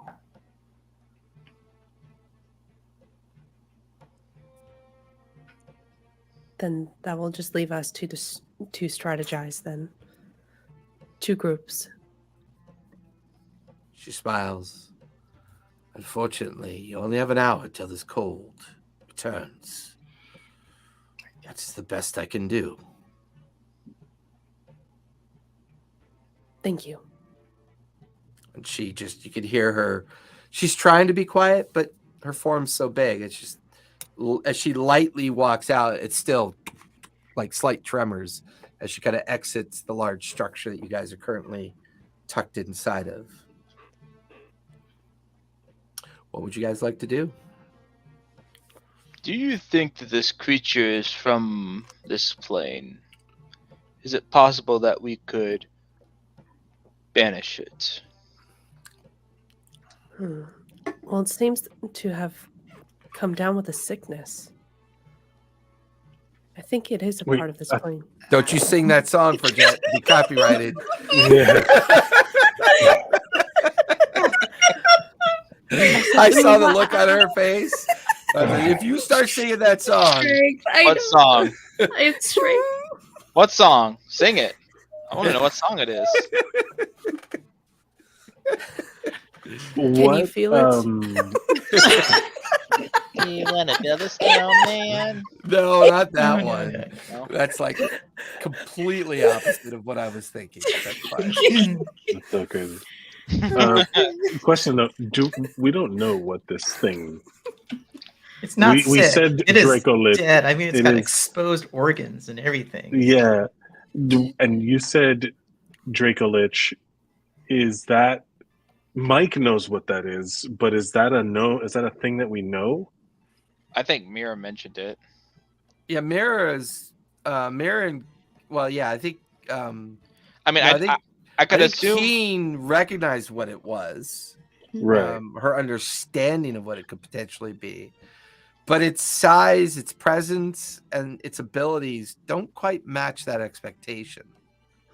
This feels like something different, something else. Do we still have the scale? I believe someone kept it. Gork? No, Gork ran off. Or I think Keen I has think it. Keen kept it because that's what she used to Scrying scry. with it. Oh, It's like a basically shield, isn't lashed it? under her back like a shield. I mean, Oh, it's so cool. you know, it's definitely a sizable scale for sure. But if the creature is dead, is there something possessing it? Perhaps. Or is it itself corrupted as it chosen to be? Can I I'ma just look try. at the scale and try to use what's infected the scale to gather more information about what could be wrong with it? Sure. What are you thinking? Investigation, nature? Which one am I better at? I mean, I'd probably go with investigation. Okay, go for it. Oh, while we're sitting around, I'm gonna do Hero's Feast. That would be pretty good timing. Yeah. I'm gonna save mine. You watch as Mira pulls out the very expensive chalice and Well, while we're begins to waiting, put all the componentry together, and within moments, this broad and expansive feast is on the ground in perfect layout and kind of available to be consumed. And you heal for an extra 8 temporary hit points. And hold I on. Can believe someone you turn have. me invisible? You're not gonna hobbit my undead dragon. I'm 100% gonna try. All right. Oh, Also, dragons have magnificent. blind sight, so dragons have blind sight. So But being invisible to a dragon. within what distance? Uh, I was like, you're I in- turn invisible. I'm just scooting along the wall. The dragon's just watching me. I Forget, can what'd you see get? you over there. Me too. No, you can't. me too. I just keep on scooting. What was As the you- temporary hit points? As you 8. 8. continue to examine the scale for Jet, Mhm. there's something strange about it. It's like there's moments where you notice layers to it, and each of the layers of the scale kind of crackle with a bit of Oh, like arcane energy. Hmm. And there's almost like a strange kind of visual depth to the scale, almost like you're looking into an unreflected surface.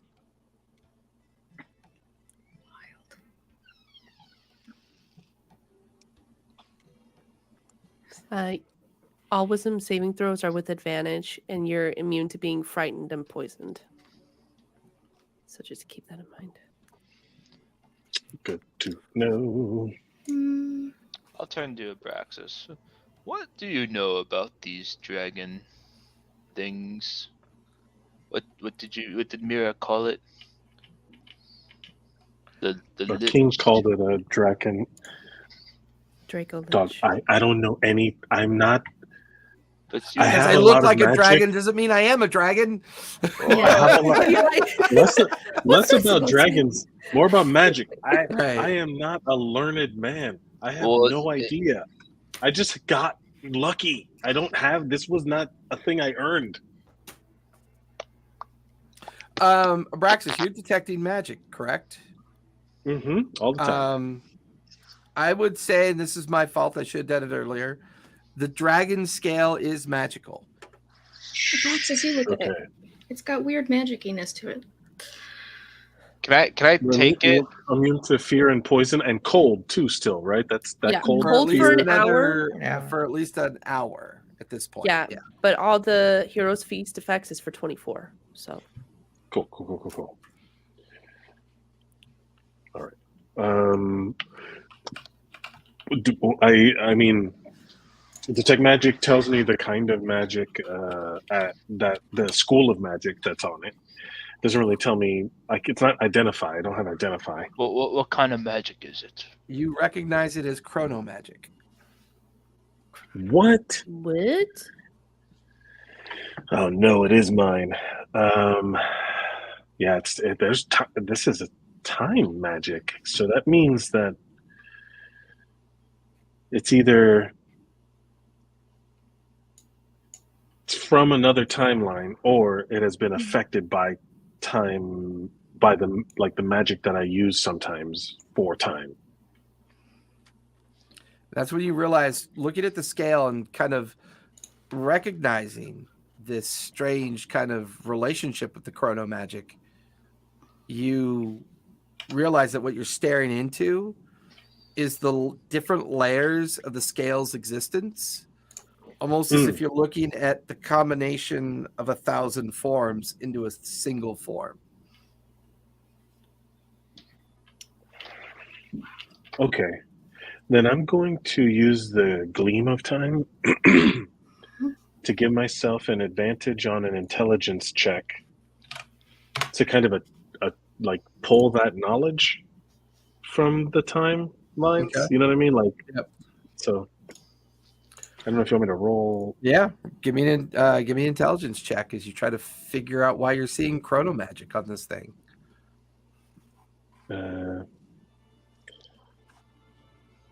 Well, yeah, these are all the same. I'll just roll Arcana. It's equal, but with advantage. So a 14 or a 5, so I'll take a 14 on it. Okay. Go ahead and give me an intelligence save, please. That's not that good for me. 18. 18. You guys watch as Abraxas' head is thrown back. His eyes and mouth begin to just crackle with energy. He's holding on to the scale. Abraxas, you feel yourself pulled into it. And as you're pulled in, all around you, you're seeing hundreds of different Geladons. And then you're back out again.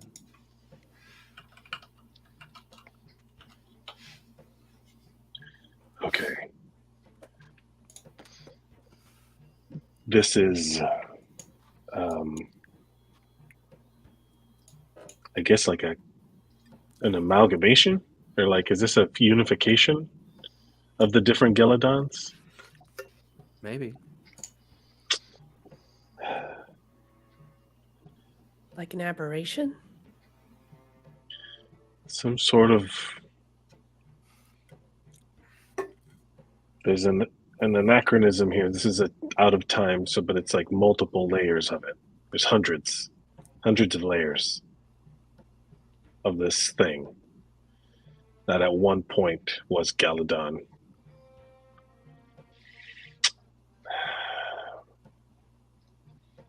I think if we can remind it of how much time it's taken up. We need to shake it loose from time because it's been pulled together. What do we need to do? Gork's Gork's over there sharpening his Yes, weapon, yes, yes. huh? How do we do that? It better not be math. Well, it is in a state of undeath, right? Mhm. So maybe there's a way to call its spirit back to its form? I think we need to get rid of whichever something is hopping timelines. Maybe something is combined itself with this version of Galadon. Was Hmm. banishment work on things from a different time? That's all I I guess, that's a uniquely informed Gorky question. That's like all of a sudden there's just an inherent kind of glance over to Well, it may not I know the mean- words, but I could be smart sometime. We won't know unless we try. we'll have to weaken it and make sure that it takes. I've banished things before, but I don't know how to. I would have to really channel my power. Well, Are wait a dragons minute. considered wise creatures? Yeah, they're they're made of pure magic. And the older they are, the stronger they are. How Well- old is this one? I don't think. Trick question, not old enough. You want to kill it. But I also don't think it's relevant. I don't think the one controlling the body here, I don't think it matters. I think that one is from other times. Might Who be do you amplifying think its is power. Who controlling knows? it? Galadon, but from a different time. So he is controlling himself from a different time. Maybe, I don't know, man. I am wildly guessing.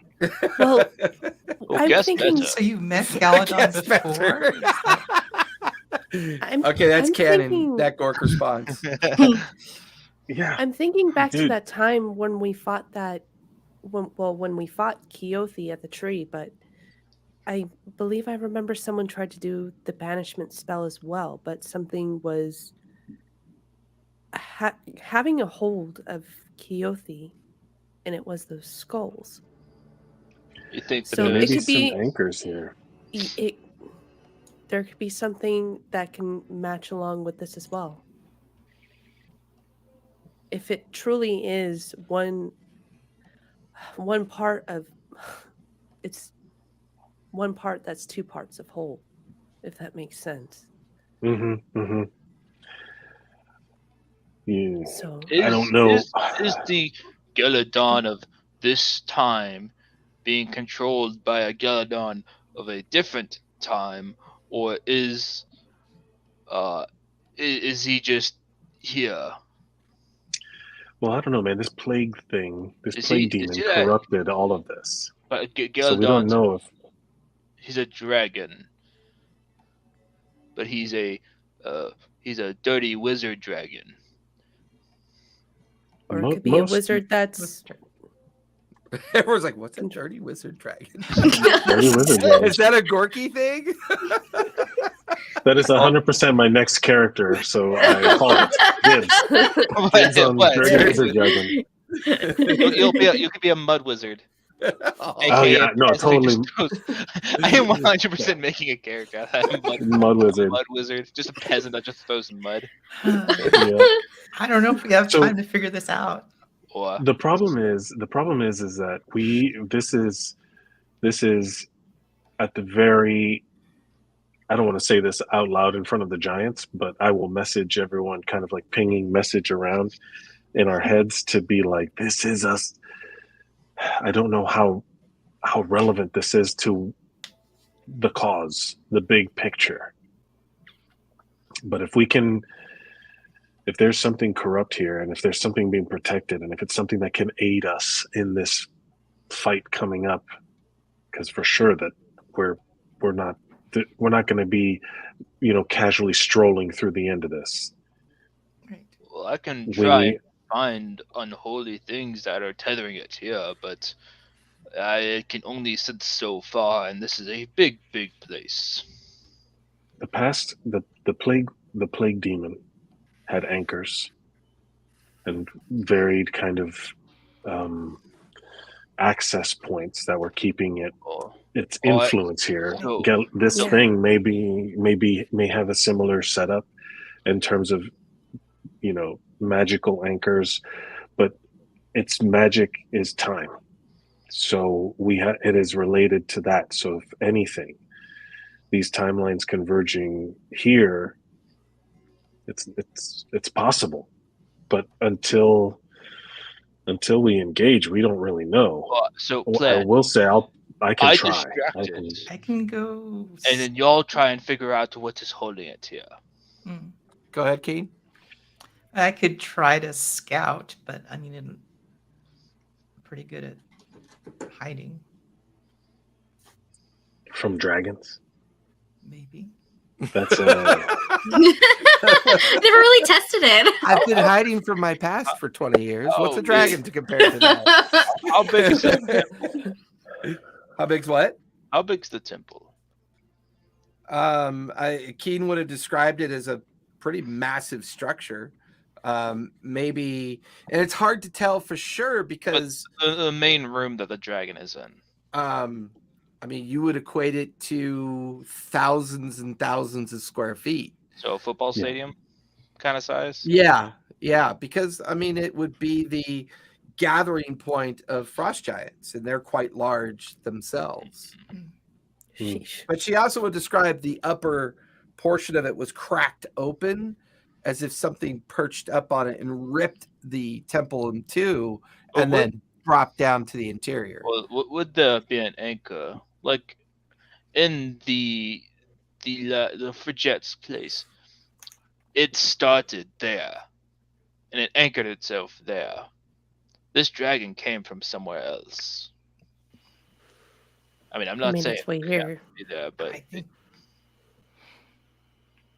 it feels significant, right? Because we are often the nexus of time oddities. I will give That's so you gentle. That's such a I will gentle- give you an instance of summary. The art of temptation and the realization that the final book is somewhere. There was a reveal to Frigette that in the past, the very first mantle bearer of the Truth Seekers had a run-in with a Goliath, a familiar-looking Goliath, who was traveling to have a box made.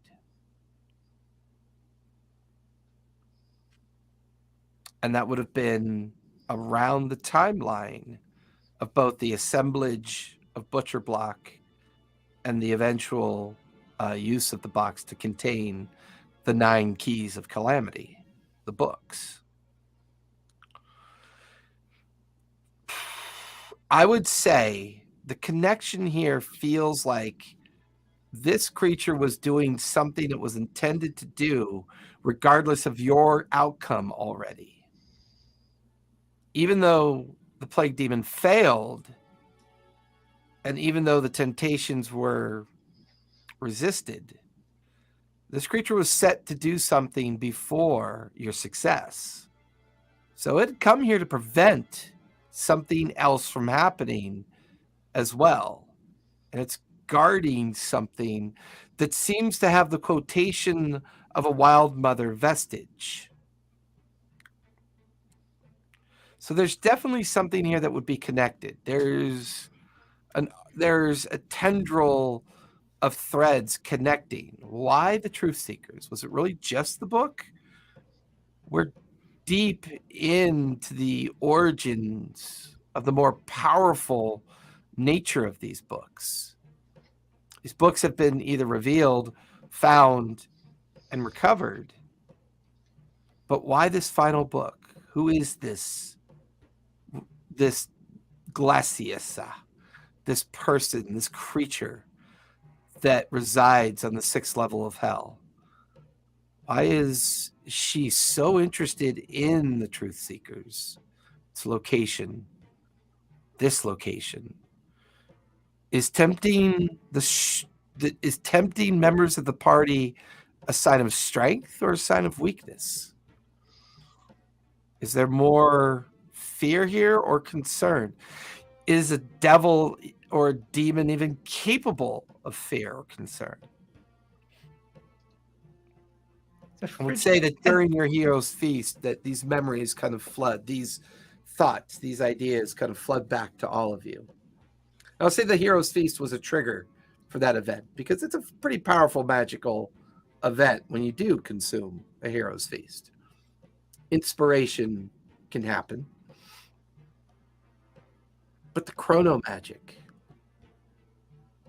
the idea that hundreds of different versions of Galadon were pulled together in a single point of time,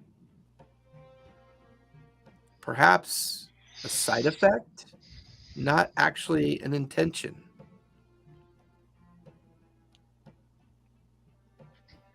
Perhaps the ability of a god is weakening while another is strengthening.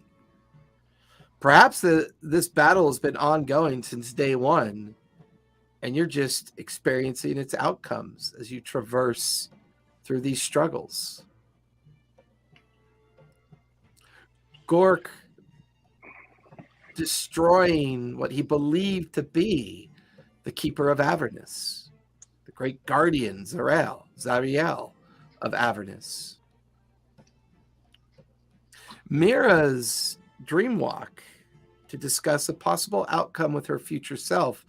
And after planting the second tree of life, the realization that her people are back and that they're in the Valley of the Gray. Keen is still very much anchored to the Book of Nine, the book of the deepest portion of the Hells, Asmodeus, the most powerful. What does all this chrono magic mean? Why is the mantle so important? What is this creature lying on top of that is so important that a corrupted form was gathered across many instances of time to be brought together and brought here? And what must that feel like? Abraxas knows what that feels like. Fear, pain, the idea of knowing something that others don't know. If that many Geladons were brought together in a single point, and each timeline is distinct, what does that mean for an ancient icebound creature like a white dragon? Sense of purpose, understanding. Why here? Why now? The air is crackling at this point. The sense of energy and awareness. There is something underneath that dragon. Something so important that it's quite possible that the architect of all this learned something from a different timeline of a very corrupted Caledon. The great ancient Dwarven Academy. What was learned? What was brought back? All things have an origin. All things have a beginning.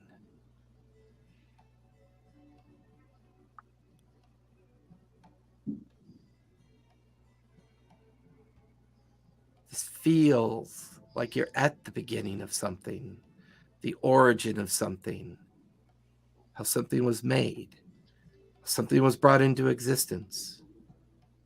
Magic is a process. Magic is an execution of energy and force to imbue something with something. Things just don't materialize out of thin air. Things have to be made. And things that are made have to be given purpose.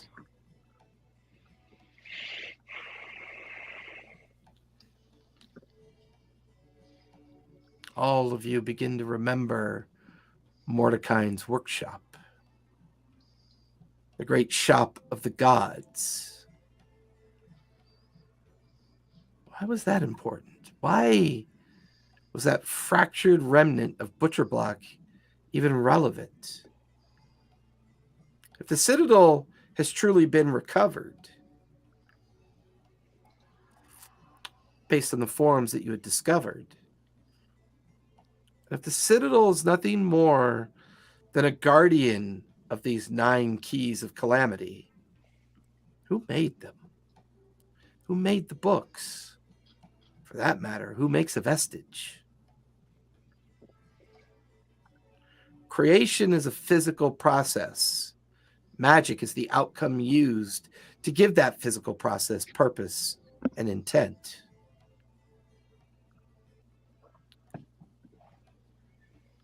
And as you guys begin to fade out of the effect of the hero's feast, like finish consuming the meal that takes about 20 minutes to consume, all of you just hear a faint whisper in your mind.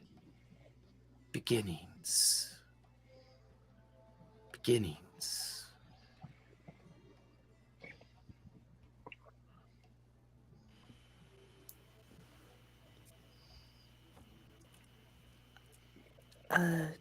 Did you guys hear that?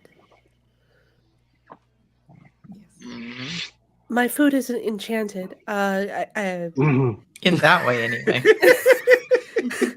You guys can hear Gork's belly grumble. Beginnings. That Sorry. turkey tasted funny. I thought you said hot wings. Oh, I don't understand. Perhaps we are overthinking this. I think Perhaps so. it will reveal itself when the time comes. Well, we are here now. And I'm willing to gamble that, because Forget had mentioned that there's a vestige.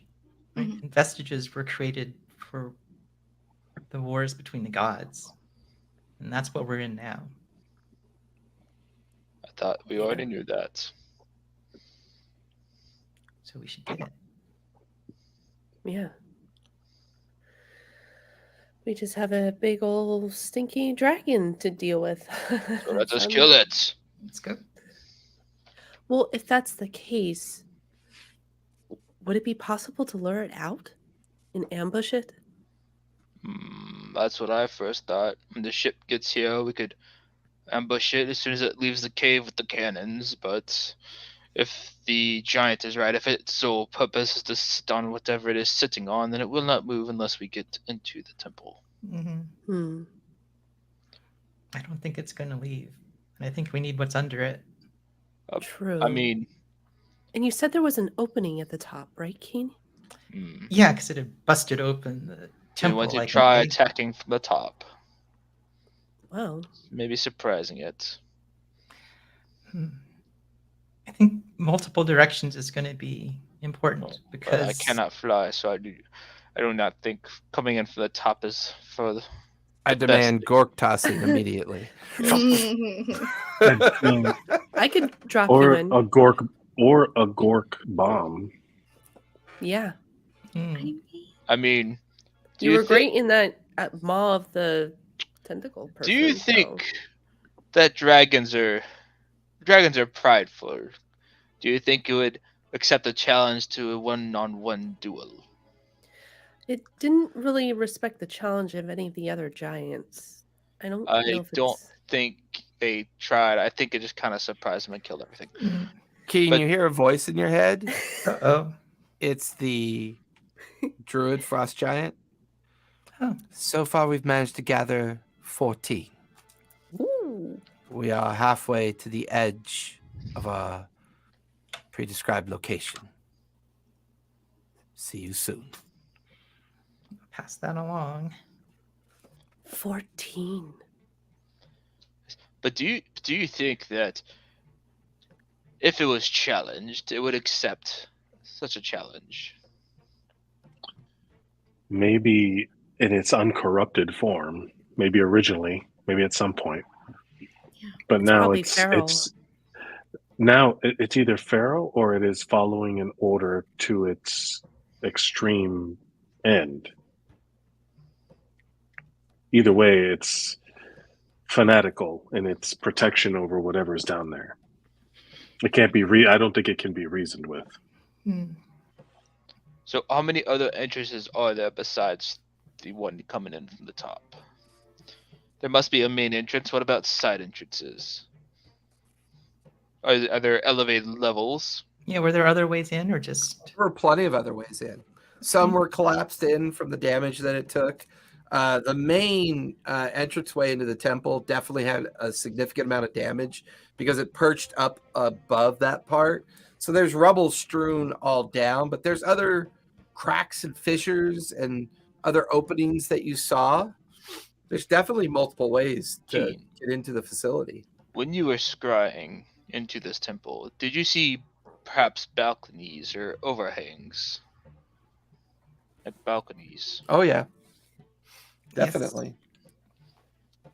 Perhaps the giants will know their way around the temple better than us. We will meet up with them and see what they know. I will lead the charge from the front. The archers and those who wish to cast spells can do so from the upper levels, and Abraxas and whoever else that can fly will come in from the top. Okay. Perhaps I will pull another kill it from the inside tactic. If I can get too tiny. Well, I think its insides are already outsides. So... Yeah, it's kind of like all exposed. Oh. Do you think I could just crawl on in then? I think you could just crawl on in. I think Gork's gonna finally have his lifetime experience of frolicking in the organs of a dragon. Oh, boy. I'm thinking of plans. Then let us go off. We will meet with a. Let's go meet with the other giants. See how many they end up with. Okay. Let's get in there. For the next 20 minutes, as you move through this city, the destruction, you use the cover, and what's interesting is that there's no sense of protection here. Whatever this creature is, they have no sense of real threat. It's almost as if they believe themselves to be impervious to any kind of existential threat. And the journey towards the center of the city is uneventful. Nothing hiding in the shadows. The normal kind of expectation of guardianship and trepidation of those that know they're trying to get away with something absent. And the closer you get to the center, the closer you get, cold is the least of your problems. At some point, each one of you have an equally disturbing experience. You look over, Mira, as you walk, you look over at Gork, and for a moment, you're staring at 6 Gorks. You blink your eyes, and it's just Gork again. Abraxas, as you hover off the ground to keep an eye on things up above, you look down at your friends. You see dozens of your friends, and then you focus, and now you see just your friends. For Jet, you look over at Keen, who is patiently looking down an alleyway, and there's 7 Keens that turn to look back at you with concern on their faces. A dozen Miras look over towards Keen. Keen, you look at me and you shake your head. And all of you begin to get this sense of a headache at the back of your skull, this deep sense. So far, no sign of the giants yet. As you creep and get closer and closer, and the occurrence happens more frequently. I need everyone to make intelligence saves, please. +3. Oh, +3. All right. There are Gorkses around you. I have a 12. Oof, that's really unfortunate. Uh-oh. 26. Mira? Or I'm sorry, Mira? 13. Hey, man, my intelligence is literally a -2, okay? I only get +1 Fair. because my other thing. Abraxas? I'm going to re-roll that. It was Okay. an 11, but now it is an 18 plus 3, 21. 21. Okay. For Jet? 24. Okay. Yes. Key? 26. What can I say? Yes. When Gork and Mira, the multiple and duplicit forms of your friends is permanent now. But when they talk and speak, it's in unison with a slight latency to their voices. Mm. Can I pick up on that? And It's up try to to- them to determine how much they are sharing that experience. So wait, only we see him? Whoa, Gork. Shh, shh, shh. That's At too this much. point, it's a sense of more permanency. Like before, it was fleeting, like microseconds of just weird kind of experiences. Now you can see, like, at first you look over to see like 7 Keens, and then you try to shake your head, and when you open your eyes again, now there's 12 Keens. Mira, you look at Forjet, and you see 6 Forjets, and you're like, oh, and then there's like a dozen Forjets. So for you, Abraxas, you would definitely pick up on Gork and Mira's like strange kind of like visual behavior, like their physical reaction to something that they're seeing. I'm going to steal your mind, guys. Steal your minds, guys. There's a lot of and now it's dilation echoey here. when Abraxas talks. It's echoey. It's linear. It cascades. It echoes. It rebounds. If there was literally an army of us humming. I'm going to start humming so that it's just a constant drone. I'm like, focus on this. And then it's just like, just remember, it's one. It's only one. There's only one. It's one. There's at least 30 Abraxases. I'm just going to hold the drone.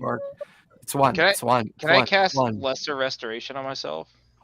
Mira, you look over to see 100 Gorks like begin to invoke a spell. You cast it on yourself. There's this feeling that the power is absorbed by you, but nothing happens.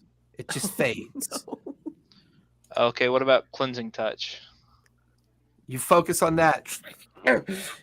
300 Gorks are focusing on that invocation. Okay. Gork, you look over to see hundreds of Mira, and then all of you can just hear the thousands of Abraxases. It's one. The cacophony of it is just drilling into your minds. Please make Mira, it stop. take 26 points of psychic damage. Gork, take 26 points of psychic damage. But they are the only ones that hear that, right? I will They're the use. only ones. You guys are just watching at first as Gork and Mira grab onto their heads. I'm gonna use And then they aura. split apart into 2 or 3 and then back into their form. It's almost like their actual psyche is being pulled at, disjointed from their physical form. You watch as a shade of Mara almost gets pulled out of her form and then pulled back in. I will use my Aura of the Guardian to take that from Mira, so she doesn't take any damage. Okay. Mara, you watch as 1,000 Gorks scream in pain. And it cascades out and back into the depths of the chasm. Oh. I'm Right guessing now, this is a very unfortunate and painful experience. It is very painful to the point the two of you have stopped. You've gripped onto your heads and you're rocking back and forth. I would in like great to pain. cast Sleep on Mira. You look over. Which one do you want to cast it on? There's thousands of them. Oh, God. I'm gonna cast Dispel Can Magic. I close my eyes and just kind of feel for her? As you close your eyes, the psychic pain digs deep like a worm into your skull. I'm casting Dispel Give Magic. give me a Constitution save to see if you can keep your eyes closed, because it's more painful when you do close your eyes. Uh-oh. Mara, what do you want to do? Cast Dispel Magic. Give me concentration save with disadvantage to be able to do that.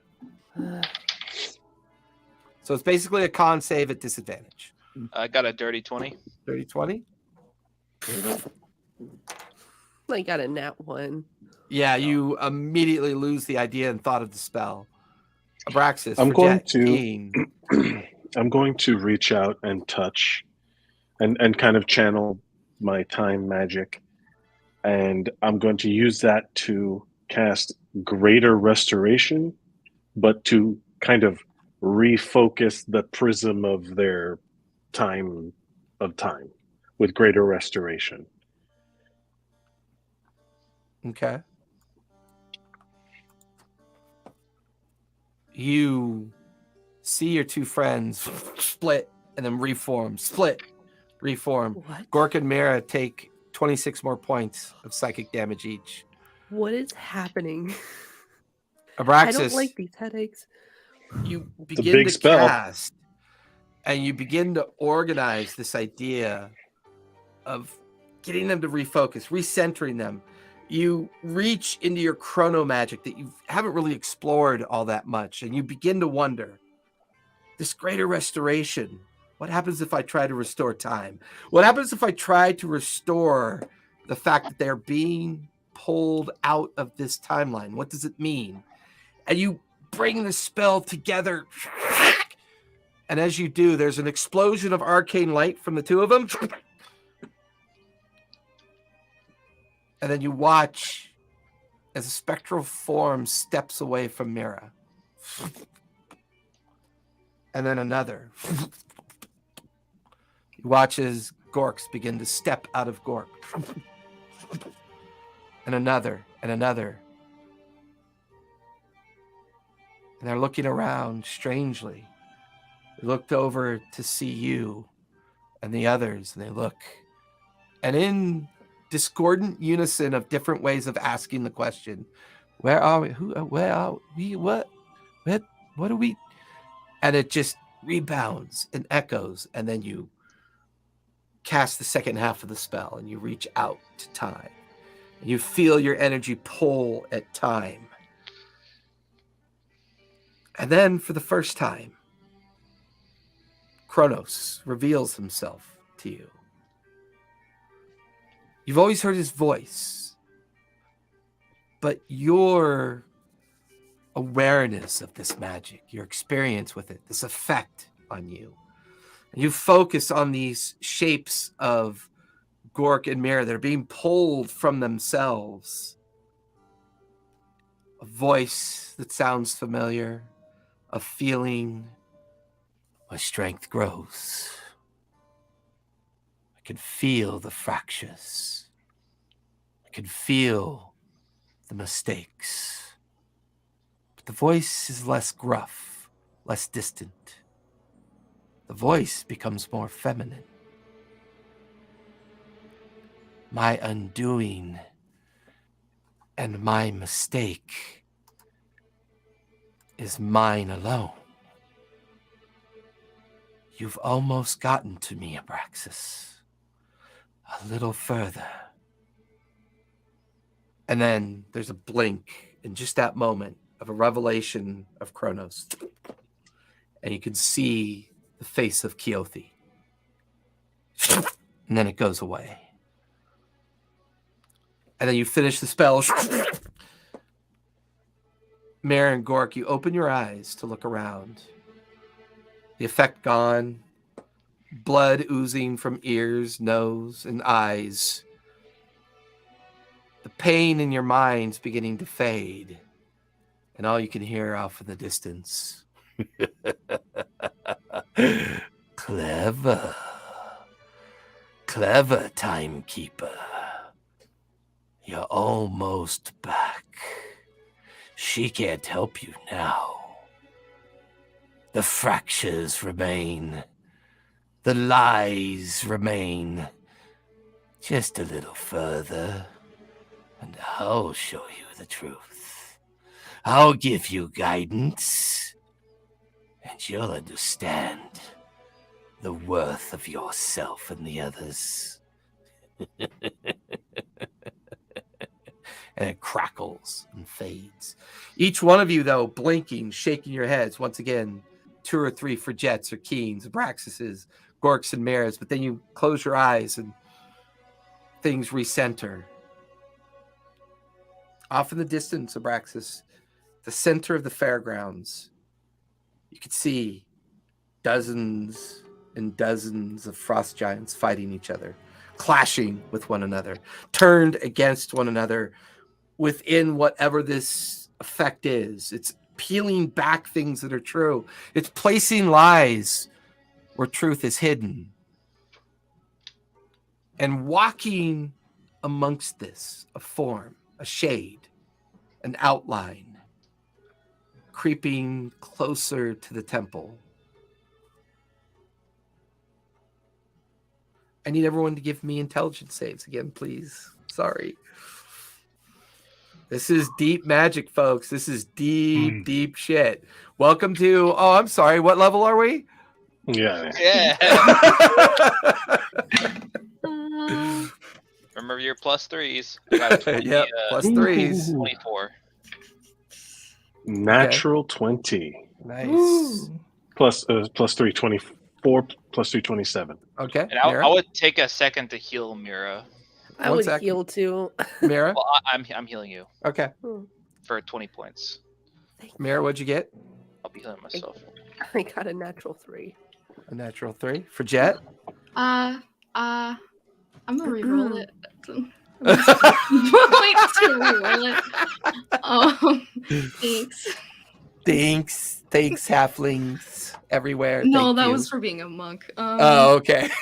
Oh, 25. that's nice. 25. We'll go with 25. Okay. I like that better. Steve, what'd you get? 21. Mira, you're pulled out of in front of everyone. Gork manages to just get the heel off. As you're shredded out of your form, 1,000 Miras extend out of her form and in the direction of the temple. Thousands of them, all in unison being pulled and pulled and pulled and pulled. Mira, take 31 points of psychic damage, please. Cool. And do I see this mysterious creature? Oh, wait, this is a... Or do Wait, we Only this is psychic? Abraxas, unfortunately, can see Okay. this strange shade walking towards the temple. Wait, this is psychic damage?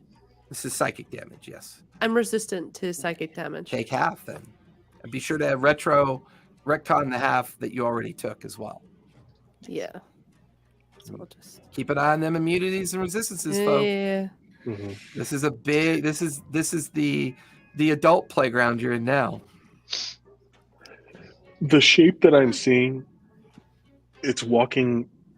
I'm trying to picture where we are. So we are going into this area, or I'm watching. You guys We're have been in the area already. You've been stopped dealing with Gork and Mira. You're at the edge of the fairgrounds. The giants are fighting each other. After you recovered Gork and Mira's forms with your greater restoration, beginning to push forward towards the temple, you then watch as a shade of a figure is walking up towards the main entrance of the temple. It's at that moment as Gork heals Mira. Mira just grabs her head in pain, and suddenly thousands of Miras are being shredded out of her form. Am I to understand that this shade is there physically now, or am I watching something that has already happened? You feel like it feels like a guide. It feels like something that is trapped somewhere and is exerting a great deal of power to show you a path. And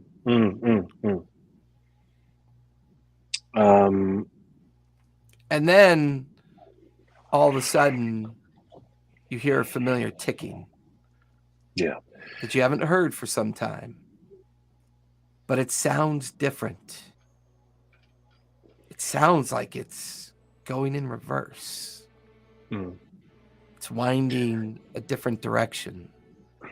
It's winding backwards.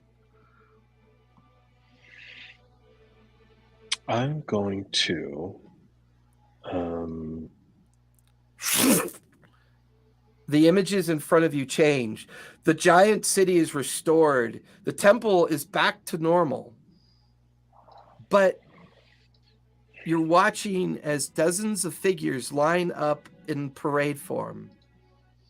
And in parade form, you're watching a very exhausted and very beat down, familiar looking Goliath, the chief of Butcher Block, carrying a great kind of burden towards the temple. They walk in towards the temple, then the temple just surrounds you now. You're inside the temple. The great altar and the great statue is marked whole. And there, the statue is revealed to you. It's the statue of Mordecai.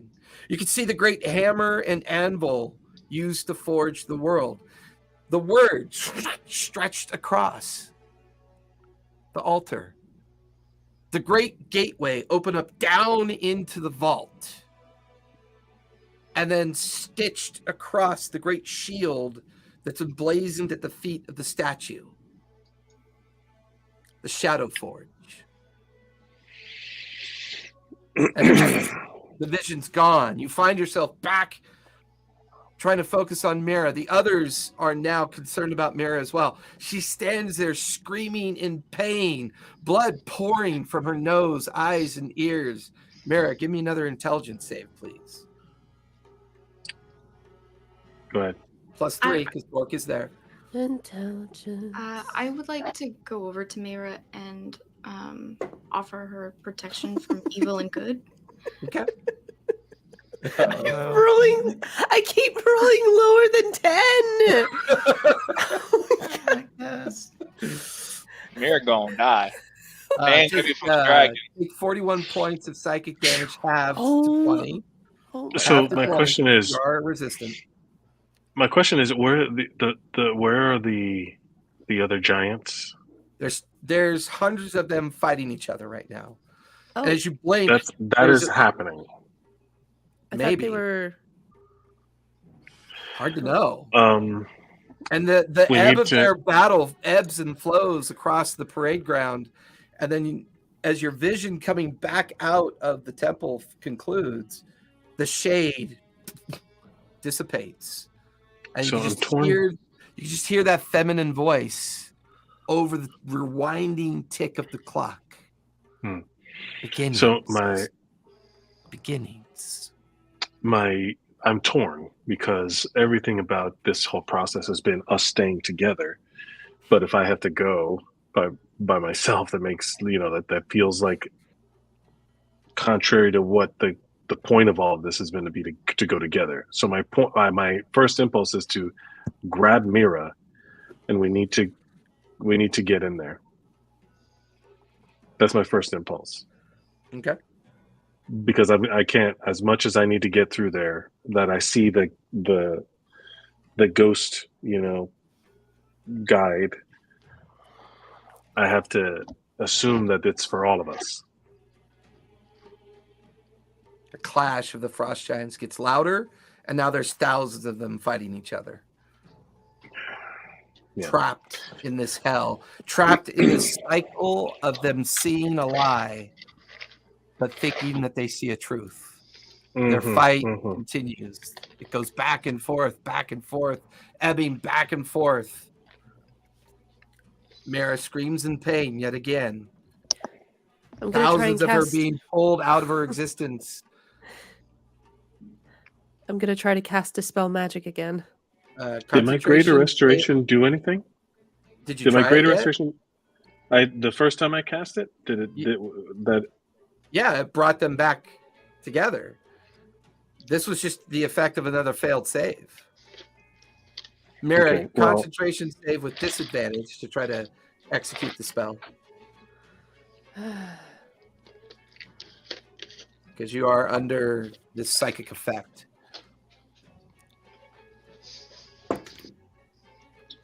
Yep, nope, that's not gonna do it. Okay. Cool. 4 of you are standing there at the edge of the parade grounds. You've already heard Abraxas. there's someone fucking with time. I'm gonna fuck with time. I'm gonna do a gleam of time, and I'm gonna turn back time a full minute so that she doesn't have to do that. Okay. And I'm going to try and. I don't know how much time has passed since the first time she got hurt and that I cast the Greater Restoration, but I want to turn back to there. So when she clears her mind, I'm going to rewind all of that and be like, something's fucking with time, so I want to fuck with time. And I'm going to do that. As you do that, as you feel that force of the Chronos magic, and the gleam of time is created, there is a roar of pain from the center of the temple. Mm-hmm. Not only do you watch as the giants no longer fight with each other, Mira's reversal of the effect that just happened to her, therefore recovering all the damage that she took. You watch as a phantom-sized ancient white dragon is ripped out of the temple and dissipates. Mm-hmm. We have to get in there and we have to stop this now. I'm going to do what I can. We need to focus everything onto it, and then hopefully I can channel my magic. Beginnings. With every tick of the backwards clock. Beginnings. Just because of the whole time fuckery thing, I still would heal Mira for 20 points. That's fair. Yep. Okay. And then, All of you are standing there as if deja vu is set in. Conversations are almost mid-repeat of themselves at that point of it winding back. The only difference was all of you had that shared experience of watching something very large and angry get ripped out of the center of the temple, and in phantasmic kind of appearance, just kind of desiccate up and into the air, and there's this shock of energy from it. and Abraxas says we need to get in there. And so I see Did that you just too, right? eviscerate the entire dragon into giblets and bits? Maybe. We need to. I'm going to start we need running to- towards the temple. I was like, now Yeah, might be me our too. chance. I'm about to be really upset if I can't fight a dragon. I'm gonna help Mira up, and then I I'm know, going because to, plague demon wasn't enough. No, it's never enough. I'll So go. you I'll guys go are- chasing after Keen, sprinting towards the temple. Okay. So all of you begin sprinting, running through the fairgrounds, running through frozen forms, prone objects, destruction, up the great staircase, up to the great collapsed inside kind of like entryway, like this this great kind of like chapel entrance with these great effigies of previous chiefs and folk and lore of this tribe. You transition from the fairgrounds into the interior of this football-sized temple, this huge expansive place. Down in the center of it, you could see this great 40-foot giant lying prone and frozen on the ground. On the altar, this huge undead creature, this form, but it's racked. Its pain echoes throughout the temple. Its form is currently being pulled into 100 different directions as shades of itself pulled out and pulled back in. Pulled out and pulled back in. Mhm. And as that happens, its physical form shifts and writhes in pain. At the base of what it sits on, what it lies on, a fractured door, stone door, leans out and open. A set of stairs that can now be seen from the interior of this point. There's a way down and underneath this creature.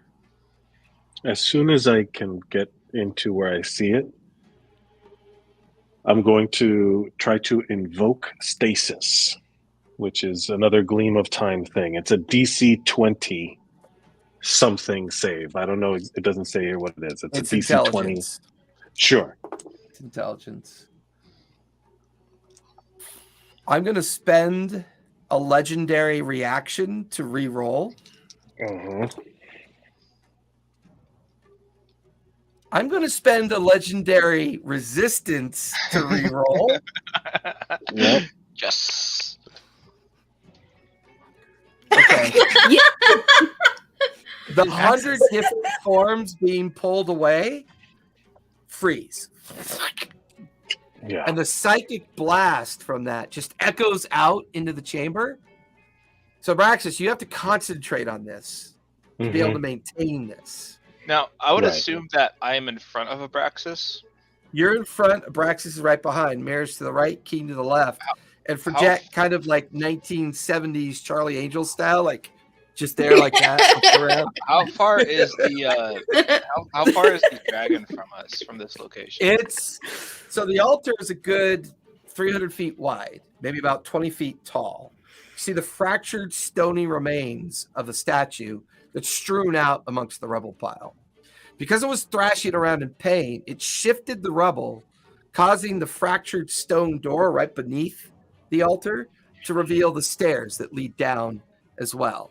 So this entire thing that you just experienced is less than 150 feet away from you. So, just to describe it visually, I'm going to slowly rise as I'm concentrating, So, what you'll see is like in Infinity War when there was like a bunch of Doctor Stranges. Like it's like the mirror verse of me just kind of like spreading out. There's a bunch of different versions of me, but there's they're actually all 100 focused. versions of you tapping into the 100 versions of the Yeah. dragon, and you could see that Abraxas is struggling to concentrate and keep this creature controlled. I would like to continue to charge straight at it. I'm gonna Okay. go down the stairs. Yeah, I'm going for the stairs. I am giving everyone an opportunity to shine, to do a thing before we. So Gork, you're marching at the creature itself, correct? Marching more like running straight forward like an idiot. Yes. Yep, that's very Gorky of you. Mira, for Jet and Keen, you head for the stairwell down below. Mhm. The four of you feel yourself pass through what could only feel like an energy echo. And as you pass through it, you hear 1,000 screams of pain. I need everyone to make wisdom saves, please. And I believe you have advantage because It is advantage. Yep. And +3 if you're next to me. The +3 Thank you does for not that apply. The +3 will not apply because Gork is too far ahead now. Okay, well I get +3. That's fair. You're always near you. Templar of Grumage. You Wow. said it was a wisdom? Yes. With advantage because of Hero's Feast. Yeah. Better, please. No! Look, you don't understand. I 30, rolled 30. 18 twice now. Okay. So All right. that's like 29, guys. Well, thanks a lot, Dice. You could have helped me earlier. For Jet, what'd you get? 30. Okay, Keen, Holy smokes! Only got a 10. a 10. Keen, you'll take 18 points of necrotic damage from the effect of passing through the echo barrier. Doubting my dice. Everybody else will take no damage because of the save. 18. And the three of you head to the stairs and begin to go down into the darkened corridor below, just as you hear Gork's guttural war cry as he leaps into the air and enters the stasis effect that Abraxas has created. And you watch as 100 Gorks come into existence for each stasis that Abraxas is. But now Gork is in slow motion, 100 of them, passing through with his weapon held high. And how far am I from this creature at this point? Hard to know. It's so the time is slowed down. No, but like before I crossed into it, how far would I have been? 60 feet. 60 feet. I'll cast Dispel Evil and Good. It What's doesn't the do anything range right on now. that? 60 feet? No, it's a hold on. What's, I'm looking. what's the range on it? No, hold on. It's not. It's a it's a concentration, and I have to hit or touch something. So Okay. basically a held So spell. you kick the spell into effect in anticipation that you're going to come down on it Yeah. and strike it. Okay, I love that. Okay. So Abraxas and Gork are keeping this thing occupied, controlled. Gork's going to do what he can to use his Godslayer ability on this creature. That's still on cooldown. Oh, yeah, that's right. Oh, you're fucked. Anyways, so as the three of you begin to go down the darkened stairwell, you are in oddly enough, a space not designed for frost giants.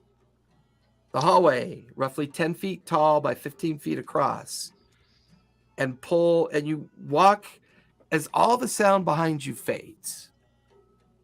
And the three of you are standing in a hallway. And this hallway maybe goes about 30 feet to a pair of silver doors. They are each roughly 8 feet tall, 4 feet wide, and they are buttressed up against each other as if they're designed to open equally. And on the front of the door, a representation of all the prime deities, with the Wild Mother centermost on the top of the door, her hands outstretched, and in her hands, in the visage of the door, you could see an empty space for something to be put there. And then around her hands, a kind of visual representation of a circlet, a thin crown that can be placed on a head, wreathed in natural kind of representation, ivy and vines. At the center of that visual representation of the circlet, an empty space upon which something could be placed. Small, round, maybe a gem, stone, or another small object of choice. No seam in the doors, no sign of entry or door handle. And then written in like a religious kind of common, like art on the doors. The burden on your brow is the making of the world. For I am the making of vestiges. I am the making of hope.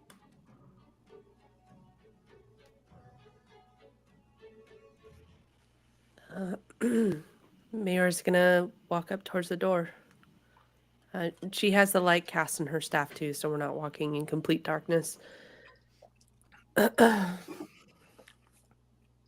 So on the door, there's something to place an object on, right? About the size of a coin, an emptiness that is about the size of a coin.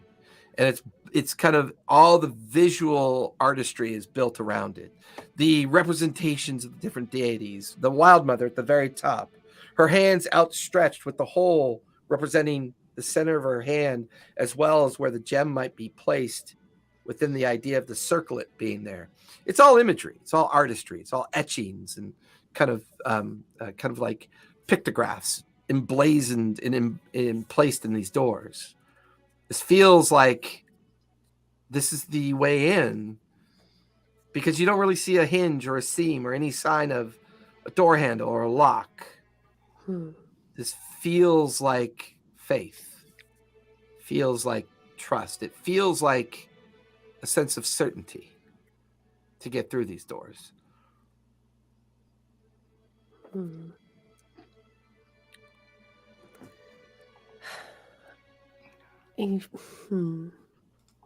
I don't have any gems on me. No, Gork's got all the shinies. Yeah. He has a lot of gems on him. But that feels too obvious, too easy. Where I had a. This is bad old. gem.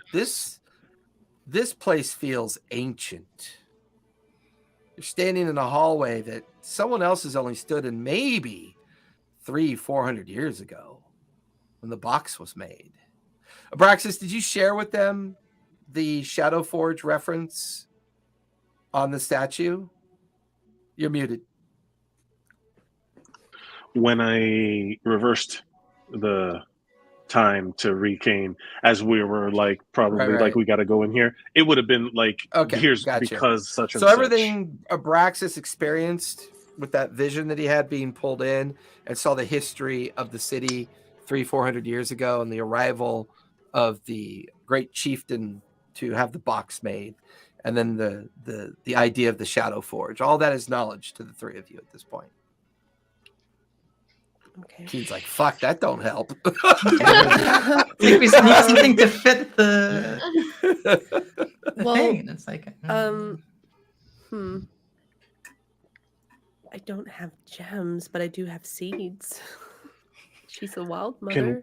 size of a Are coin. one of the so while I'm focused on this stasis, It requires all of your concentration. I can't break off. If you break off, it'll fail. So okay, so I'm not down there. Correct. It's Mira, for Jet, and Keen trying to figure out this door, how to get in. Can I will... damage this thing as I'm holding its stasis with non-concentration? No, you're hoping that you're hoping that Gork's perspective on this is that if there is a fracture, if this thing manages to come out of the stasis, or while in the stasis, maybe Gork can do some harm to it before it does come out. And you can see the 100 different Gorks flying through the air in different variations of the would visual 100 aspect. Orcs be stabbing it all at once. I would like that. But you're, from Abraxas' perspective, there's 100 different forms of the dragon. Yeah, you're each one going one He's on one. holding those in stasis, while each one of your forms is crossed through the echo, like the psychic echo, and into the stasis field, and then your form split to like fix itself on each of the different forms of the dragon. Keen, for Jet, Mira? Actually, she does have a gem. Mira's gonna go to the bottom of her staff and pick out one of the stones, a gray one, and she's gonna put it on the. You the watch pedestal. as Mira takes one of the ancient stones of her people, puts it into the opening, and you watch as a third of the door lights up. Okay. I guess it needs more. She'll pick off another stone. And place it on the. The stone is platform. not absorbed, and nothing happens. Okay, good. I'm gonna put that back.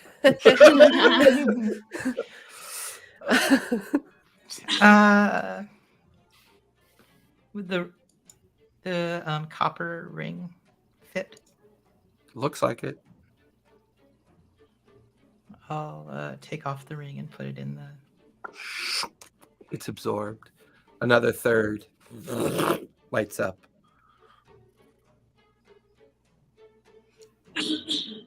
My turn for sure, but what do I have that's anywhere near that kind of value? All of you can hear echoes in the hallway. Beginnings, beginnings, beginnings, beginnings, beginnings. You can hear arcane resonance outside, this arcane fracture. And then, Keen, you look over to see two mirrors, and then you blink and they reform. Almost like things are weakening. Whatever Abraxas and Gorkin doing, it's got a limit. It's not magically powerful, but it's valuable for Jet. It's the Grey Guardian's friendship bracelet from Urlis. So she'll take that off and give it a try. Set it in. There's an explosion of energy and arcane light. You watch as the Wild Mother, her form takes kind of like a translucent, and she dips out of the sealed doors with her hands out. And as her hands come stretching out towards the three of you, a circlet in her hands. And that's where we're going to finish tonight. When we come back in 2 weeks. So we all grab it at once. Okay. All right, I do everybody. love the Thank you so imagery much of for what's joining. going You guys go ahead and linger for a few minutes so we can talk about the schedule. We will not be online next week, as I will be closing the studio for a week. I have to go to Arizona for some business. Other than that, everybody, thank you for coming out and hanging out with us. Thank you. That was an amazing session. I've been dying to do this part of the arc. I wrote this so long ago, and I'm like, I really hope they make all the right choices. And it took a while to get there, but we got there. So, Man, which is the fun of it. I was about to one-hit KO this dragon. You have no idea. Hey, you may still have a choice. You may still have a chance. This is ancient white some dragon. wacky shit. So, all right, everyone, thank you for coming out. We will see you in 2 weeks.